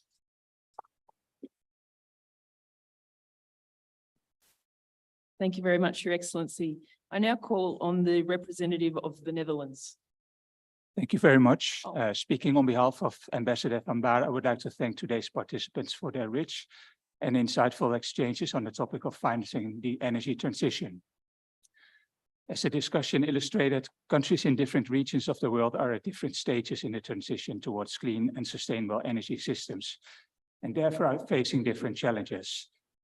Fortunately, due to the excellent work of the OECD, and of course the International Energy Agency, we can look to each other for answers to our challenges. Highly developed and well-proven policy instruments already exist to enhance the reliability, affordability, and sustainability of energy. Especially the work with emerging markets and developing economies on financing clean energy transitions is vital. We strongly support the OECD and IEA's work also financially through the Clean Energy Transitions Partnership. OECD member states and groups of member states take financing the energy transition seriously. The G7 JETP, Just Energy Transition Partnership, is a good example. Vietnam is working with the G7 on this. The Netherlands have financial instruments available for emerging and developing markets as well. Via the Dutch Fund for Climate and Development, we finance wind and solar farms in Vietnam, to give an example. As the inaugural co-chair of the Southeast Asia Regional Program, the Netherlands is looking forward to celebrate the 10-year anniversary of the successful program at the 2024 Ministerial Council meeting of the OECD, and we're eager to continue to foster international collaboration and partnerships to achieve our goals for a sustainable and secure future. Thank you.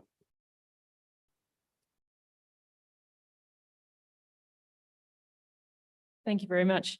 I now call on the representative from Germany, Mr. Martin Tummel, Director for East Asia, Southeast Asia and the Pacific, German Ministry of Foreign Affairs. Thank you, co-chairs. Thank you, our gracious host Vietnam, and thank you, Australia, for co-hosting this important event. Many points I wanted to raise have been made before, so I'd like to focus on mostly three issues. Taking the example of our Swiss colleague, I think the enormity of the task of energy transition worldwide, but especially in Southeast Asia, and the enormity of the financial means required have been made clear by many interventions. For example, the director of the OECD. I would start saying a few brief words about the JET piece, which have been mentioned several times with Vietnam and Indonesia. I think these were landmark agreements that were signed last year, and we're now, of course, in the implementation phase. We're working very hard with both countries to get this right, and we believe that the financing models that might be, the financing mechanisms that might be developed in the course of the implementation might serve as a model for other areas as well. And also in this context, I would like to highlight the EU's Global Gateway Infrastructure Initiative, which ensures sustainability partnership-based cooperation and compliance with international standards. We just yesterday had the Global Gateway Forum in Brussels. We're very pleased to see the Deputy Prime Minister of Vietnam attending, and I think rich results were achieved. Amongst others, the European Infrastructure Bank signed a €500 multi-project credit facility with Vietnam. There was an important agreement, a smaller one, but not least a very important one with the Vietnam state-run utility electricity company, which will play a crucial role in Vietnam's energy transition. And I think this complements, and it was also highlighted at the forum, a number of flagship projects within the Global Gateway Initiative, which are Team Europe projects. For example, the Netherlands are cooperating as Germany on a number of important projects in Vietnam. For example, on hydroelectric power plants, Tri An and Bak Ai, or a nearshore wind project, Travin. These are not German projects, these are European projects. We greatly support Vietnam's support of the Global Gateway Initiative in this way. There was also the finance minister of the Philippines attending with Minister Diokno, and an agreement for grants. I think the volume of 60 million euros were signed on climate, on green energy, on circular economy, but also on energy transition. And we do hope that we will deepen our cooperation, which is also already very fruitful in many areas, be it hydro, be it solar, be it overall projects in energy transition with the Philippines. I would like to also highlight, I come to my second point, that is ASEAN's central role in this endeavor. Indonesia has shown great leadership as its G20 chair. The Indonesian representative mentioned this already, but also as ASEAN chair, it has made sustainable financing of infrastructure project a core part of its agenda, and has achieved important results. For example, by launching the Indo-Pacific Forum, ARPF. And we're also proud as Germany to have participated and contributed 3 ARPF projects. So I think the importance of ASEAN in coordinating activity also in climate financing and climate action cannot be overstated. It's a core element of our development partnership with ASEAN. And taxonomy has been mentioned before. We also believe that ASEAN could play an important role in developing a common sustainable taxonomy on green bonds. And this is what we hope to achieve in the upcoming project, Financing a Green Recovery in ASEAN. So really activity with ASEAN comes on top of our bilateral climate cooperation in which we involved in many ways. I would also like to highlight, as others have done, our support for Indonesia's bid for membership in the OECD. And as others have said, we think this might, could or should pave the way for closer cooperation with other Southeast Asian nations with the OECD. With the OECD, Indonesia is showing great vision in this application. We're also very happy with the trajectory of the OECD cooperation with Southeast Asia in general. We believe an ASEAN liaison officer from OECD would be could further deepen this cooperation. We also support a number of projects with the OECD. I will not mention now for the sake of brevity. We really believe that this has become a very vibrant forum and a very vibrant field of activity for the OECD in previous years, and we think it could be a true win-win cooperation in which both sides truly benefit if we continue on the path we've taken. Thank you.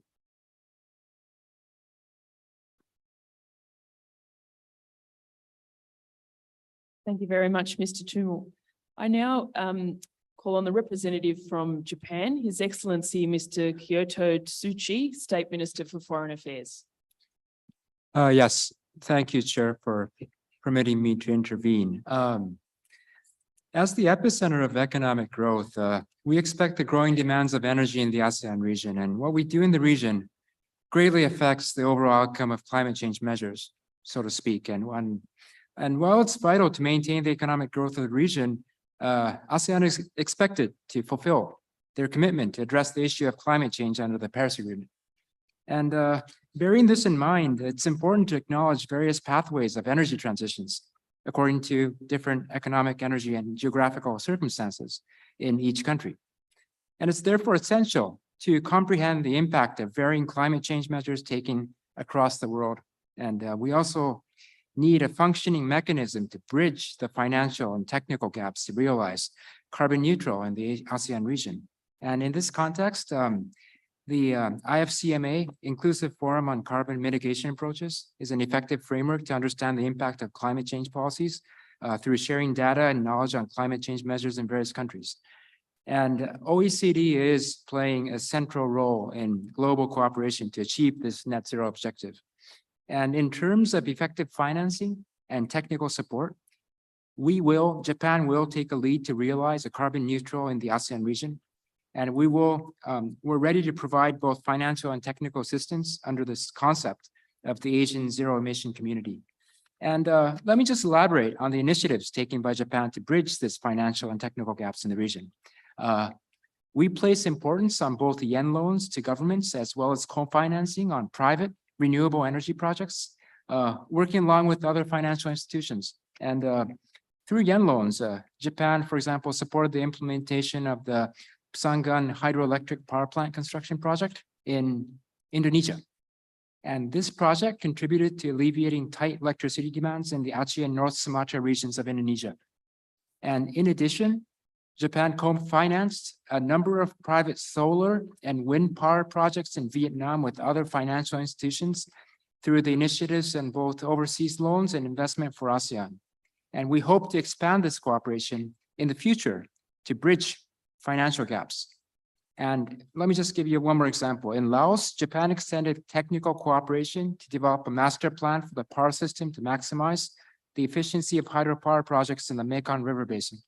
And this contributed to improving the efficiency of power transmission and distribution within the region. And finally, towards the goal of net zero carbon, I'd like to highlight that it's Japan's intent, it's our intent to continue to play a leadership role in strengthening cooperation between OECD and ASEAN through employing Japan's financing and technical cooperation tools. Thank you.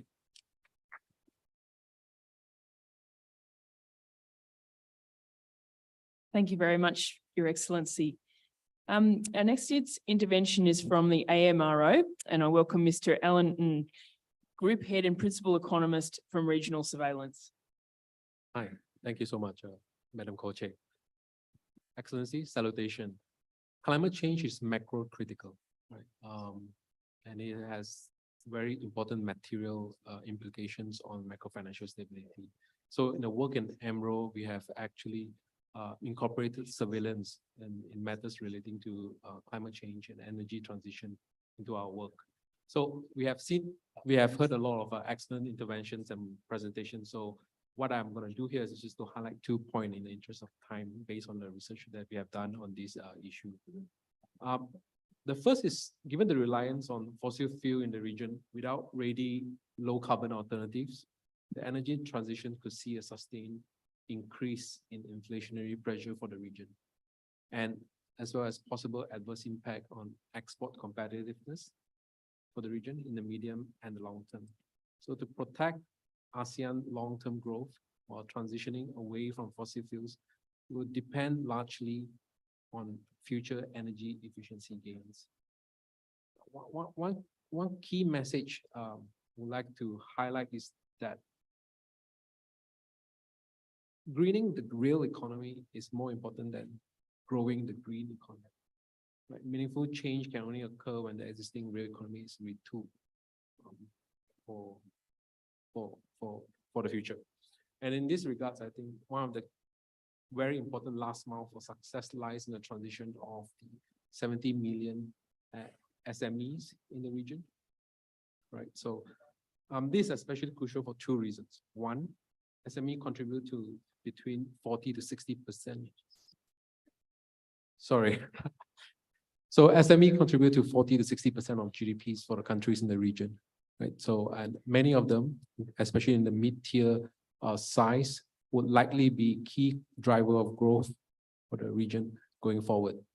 And the second point is that SME face considerable informational and financing gaps compared to larger companies. So mobilization of private capital towards for transition for SMEs is particularly challenging and will require a multi-stakeholder and whole of nation approach. Right? So addressing, the final, the last mile of the transition will require us to actually look into this issue very carefully, and it will be an area of important discussion. So I will stop here. Thank you. Thank you very much. Now from Business at the OECD, Mr. Charles Rick Johnson, Chair of Business at the OECD. Thank you, Madam Chair. Can you hear me? Yes, we can. Thank you very much. Good afternoon. My name is Rick Johnston. I serve as Chair of Business at OECD, or often called BIAC, the official business voice to the OECD. I also serve as the Managing Director of Citibank Global Government Affairs here in Washington, D.C. We're delighted to coordinate business input to the OECD Southeast Asia Ministerial Forum together with ASEAN and BAC. Southeast Asia stands at a critical juncture, grappling with the dual challenges of scaling up clean energy technologies and bridging an ever-widening infrastructure investment gap. Addressing these issues will require a huge investment. Against this backdrop, the importance of mobilizing private capital becomes indisputable. While the environment presents complexities and uncertainties, it is imperative to acknowledge that capital mobilization is not yet at the level it could be. The private sector, despite possessing the necessary financial resources, has been hesitant to commit.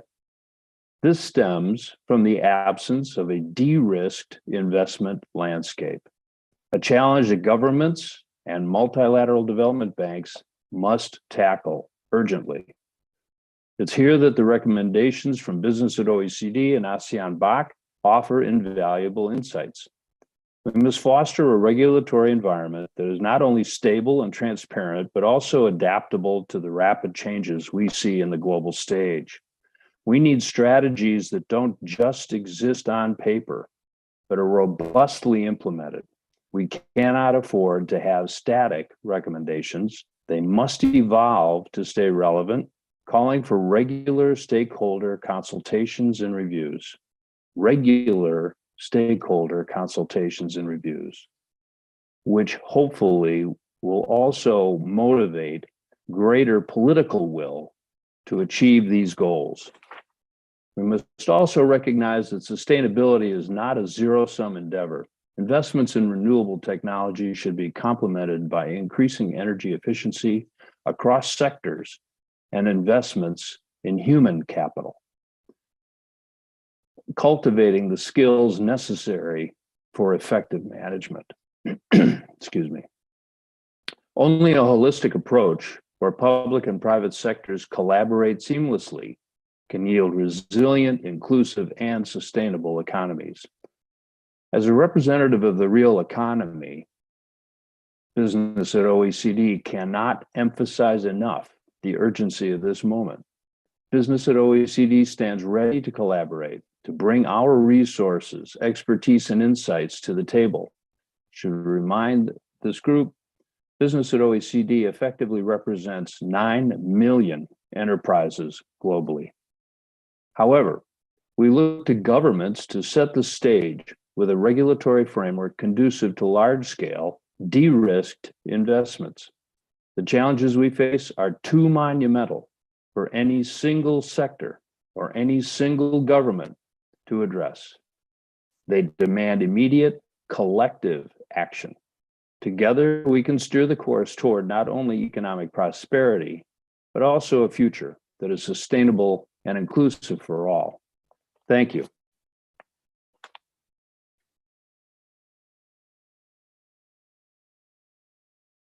Thank you very much.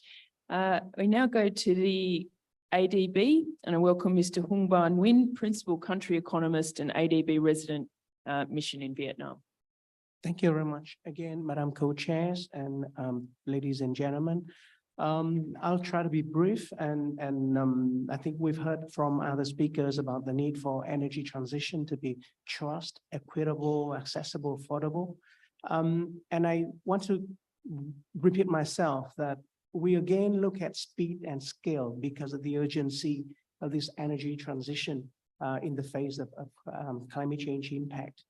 And when we look at that huge scale required for energy transition in the region, energy transition will go beyond energy.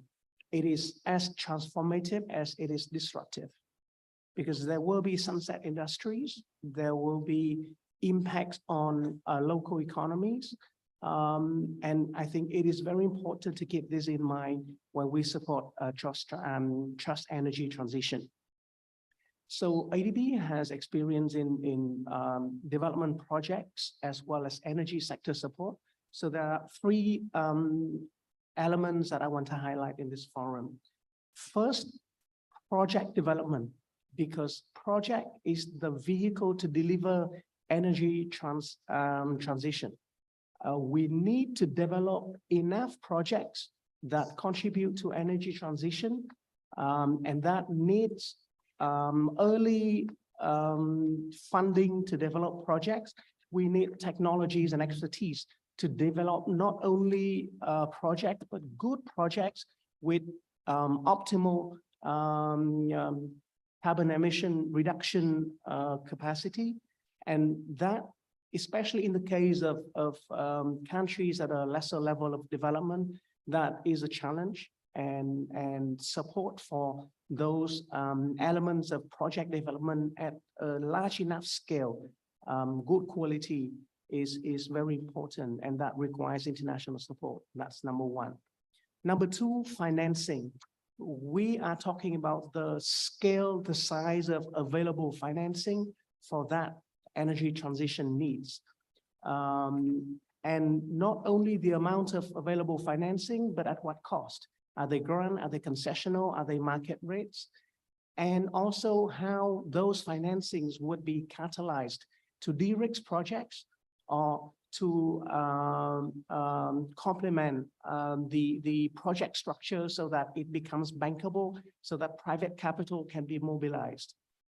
So that's second element. And there, I think we probably would see enough of demand for concessional low-cost financing to support energy transitions. So that's number 2. Third, regulations, especially to facilitate carbon market and carbon accounting, carbon pricing, so that there would be a market mechanism to to bridge between the emissions and the financial cost or investment that connects to the emission performance at the project level. So those would be three critical elements that would be required to accelerate energy transition. We recognize that JETP platforms are a good start, but I think we probably would also recognize that the scale is probably not enough to meet the demand of the countries in the region. So I think it would be important to implement the JETP initiative and to learn and to improve from those, and maybe using them as platform to catalyze and to mobilize more resources to support energy transitions. Let me stop here. Thank you very much. Thank you very much. I now call on the representative of New Zealand, Her Excellency Ms. Tridine Dobson, Ambassador of New Zealand to Vietnam. Xin chào and good evening. My sincere thanks to the chairs, our host Vietnam, to Minister Trevelyan and my fellow Kiwi, Joe Tyndall, for framing today's discussion. I would like to start by acknowledging the significant and historic milestone that is Indonesia's accession request. It is a testament to the success of the OECD's work in Southeast Asia. As a fellow Indo-Pacific country, we support Indonesia's ambition and would like to emphasize again that Indonesia is not alone in this process. This ambition very much aligns with New Zealand's vision for our home region, the Indo-Pacific, as one that is increasingly prosperous, inclusive, and sustainable. In order to achieve this vision, though, we're going to need to unlock the trillions of dollars needed to fund a global response to climate change. It's also necessary to redirect global flows of public and private finance away from high emissions activities and towards low emissions climate resilient development, as has been mentioned by many here this afternoon. At COP26, New Zealand increased its climate finance commitment fourfold to New Zealand $1.3 billion for 2022 to 25. Our climate finance strategy, Tuia Te Waka Akiwa, has 4 key goals: accelerated climate change mitigation, enhanced resilience and adaptation, improved institutional capability, and evidence-based decision-making. Finally, leveraged investment to achieve greater climate impact. Most of this has now been programmed, and Southeast Asia is our second largest focus region after the Pacific. New Zealand recognises the energy transition challenges faced by a number of ASEAN economies. Cooperation will be critical for ensuring the transition to zero emissions energy also addresses security and affordability within the region. Aotearoa New Zealand is proud to be part of this energy transition in Southeast Asia. However, fully leveraging the opportunities provided by new investment is a shared responsibility underpinned by strong commitments. In some areas, this might include legislative, regulatory, or policy change. New Zealand is eager to partner with others in the region to make these changes, to share knowledge and capability to ensure that our investments are impactful. The OECD certainly has an important role to play here, to provide the evidence base for the policy and financial interventions needed to foster the region's energy transition. New Zealand has long been a supporter of OECD engagement with Southeast Asia and the CARP since its launch in 2014, and we commend ASEAN's ongoing engagement. We are proud to do our part by continuing to host OECD's Southeast Asia Regional Office at our embassy in Jakarta. Everyone in this room and further afield is committed to a meaningful energy transition, and we look forward to the discussions over the course of this meeting to bring us closer together on common standards and understandings that benefit us all. Thank you, Chairs.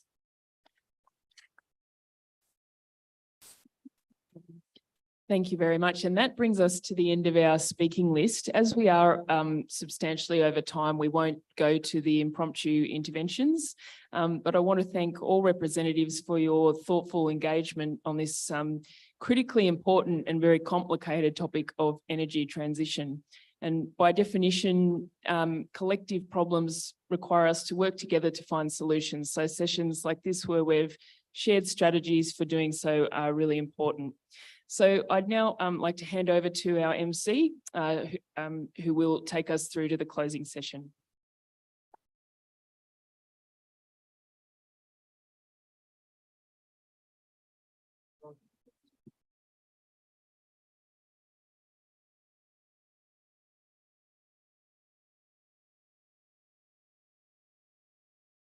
Xin trân trọng cảm ơn bà Alicia Payne và Thứ trưởng Ngoại giao Việt Nam Nguyễn Minh Hằng. Thank you, ma'am, Alicia Payne and Her Excellency Nguyễn Minh Hằng. Diễn đàn Bộ trưởng OECD Đông Nam Á 2023 đã hoàn thành 2 phiên thảo luận với nhiều thông tin bổ ích đến từ các vị lãnh đạo, trưởng đoàn các nước OECD Đông Nam Á và các vị đại biểu. Một lần nữa, xin trân trọng cảm ơn sự tham gia và đóng góp tích cực, ý nghĩa của các vị đại biểu, các vị khách quý. The OECD Southeast Asia Ministerial Forum 2023 has concluded 2 ministerial discussions with a lot of insightful sharings from Excellencies leaders, heads of OECD and Southeast Asia delegations, and distinguished participants. Once again, we would like to thank all esteemed leaders and distinguished delegates for the active and meaningful contributions. Sau đây, xin trân trọng kính mời ông Bùi Thanh Sơn, Bộ trưởng Bộ Ngoại giao Việt Nam phát biểu bế mạc diễn đàn. I have the honor to invite His Excellency Bùi Thanh Sơn, Minister of Foreign Affairs of Vietnam, to deliver the closing remark.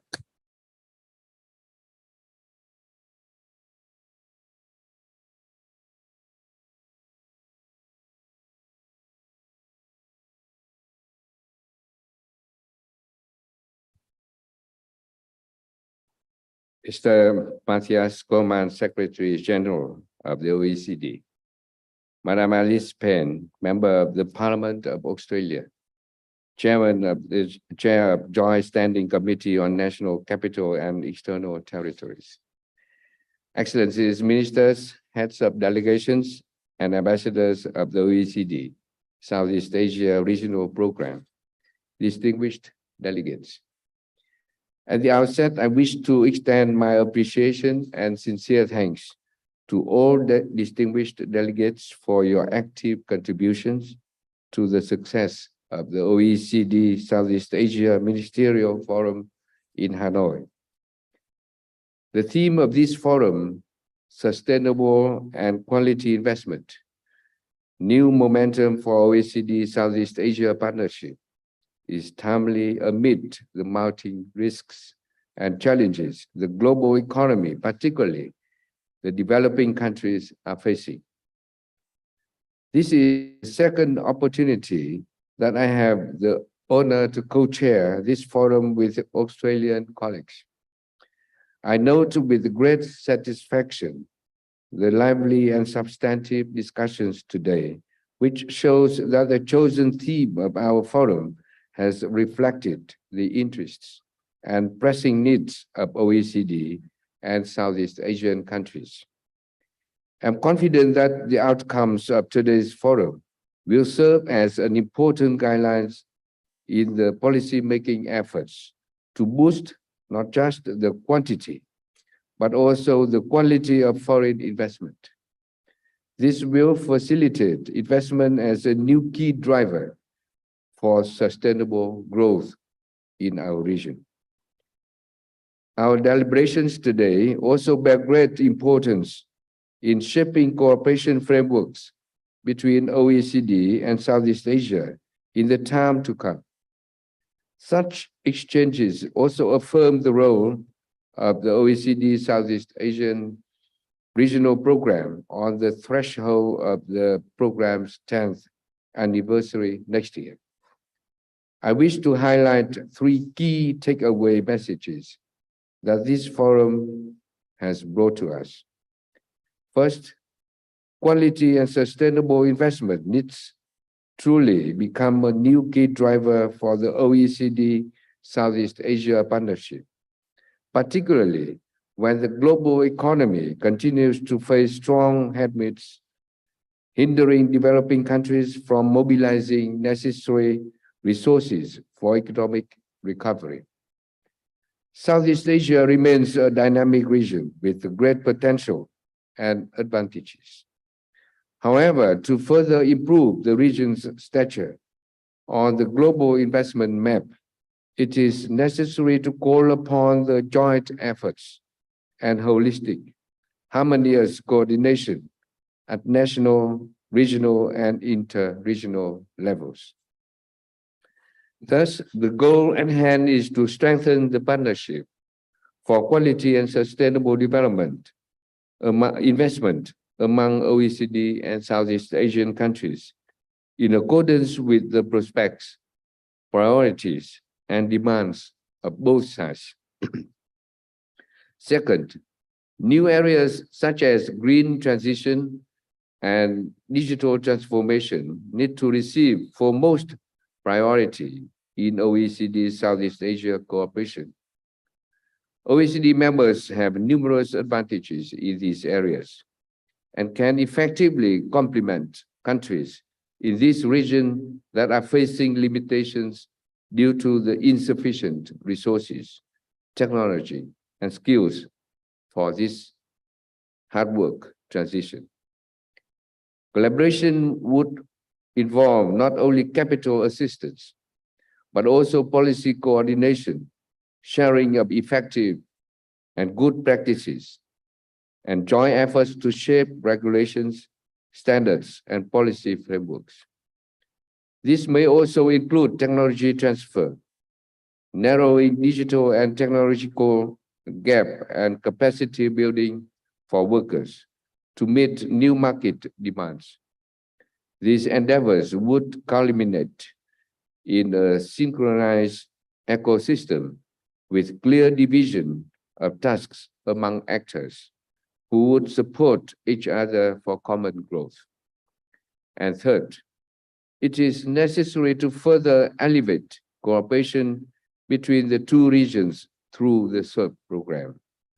Our program should strive to further enhance the ties between OECD and Southeast Asia and better align the implementation of the OECD strategic framework with ASEAN outlook on the Indo-Pacific. This will help countries in the region to get closer to advanced and appropriate OECD instruments. I just came and heard from a representative from ADB, also shows how we have to align these programs into a concrete projects that would benefit people of the two regions as well. Distinguished delegates, building upon the successful 2022 forum, our forum today bears another vivid testament to the flourishing partnership between OECD and Southeast Asia with greater effectiveness and substances. It has truly become an annual gathering to put forth ideas and initiatives to better connect the two regions, particularly through the exchanges on relevant experiences and development policies. It also serves as an incubator for concrete projects, thereby making meaningful contributions to Southeast Asia's economic growth and bringing the region closer to the OECD norms and standards. In this connection, I would like to extend my heartfelt thanks to the OECD and Australia for their close cooperation in the successful organization of this forum.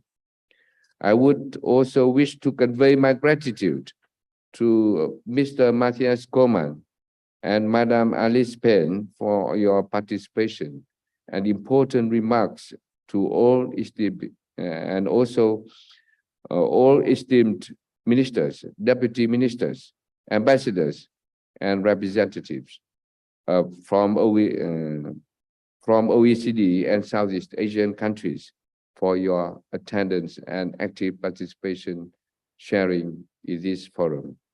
I also thank the organizing team for their excellent preparations for this forum. Among the activities of the SERB in Vietnam tomorrow's morning, there will be another Vietnam OECD Investment Forum. I look forward to your participation and active contributions in this event. Thank you very much and wish you all the best. Thank you.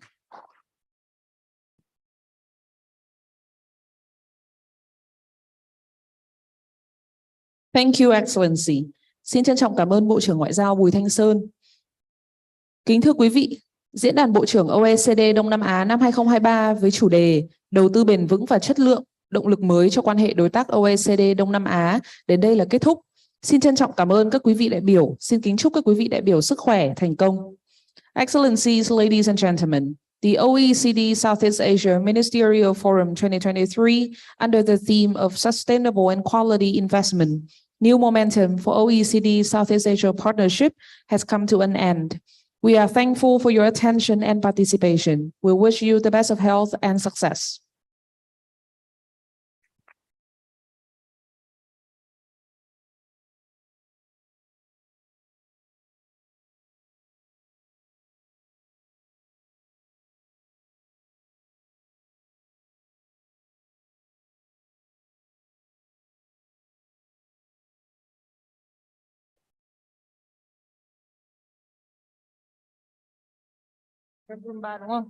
We'd like to invite Excellencies, distinguished guests, to the ballroom number 3, the grand ballroom number 3, for the gala dinner.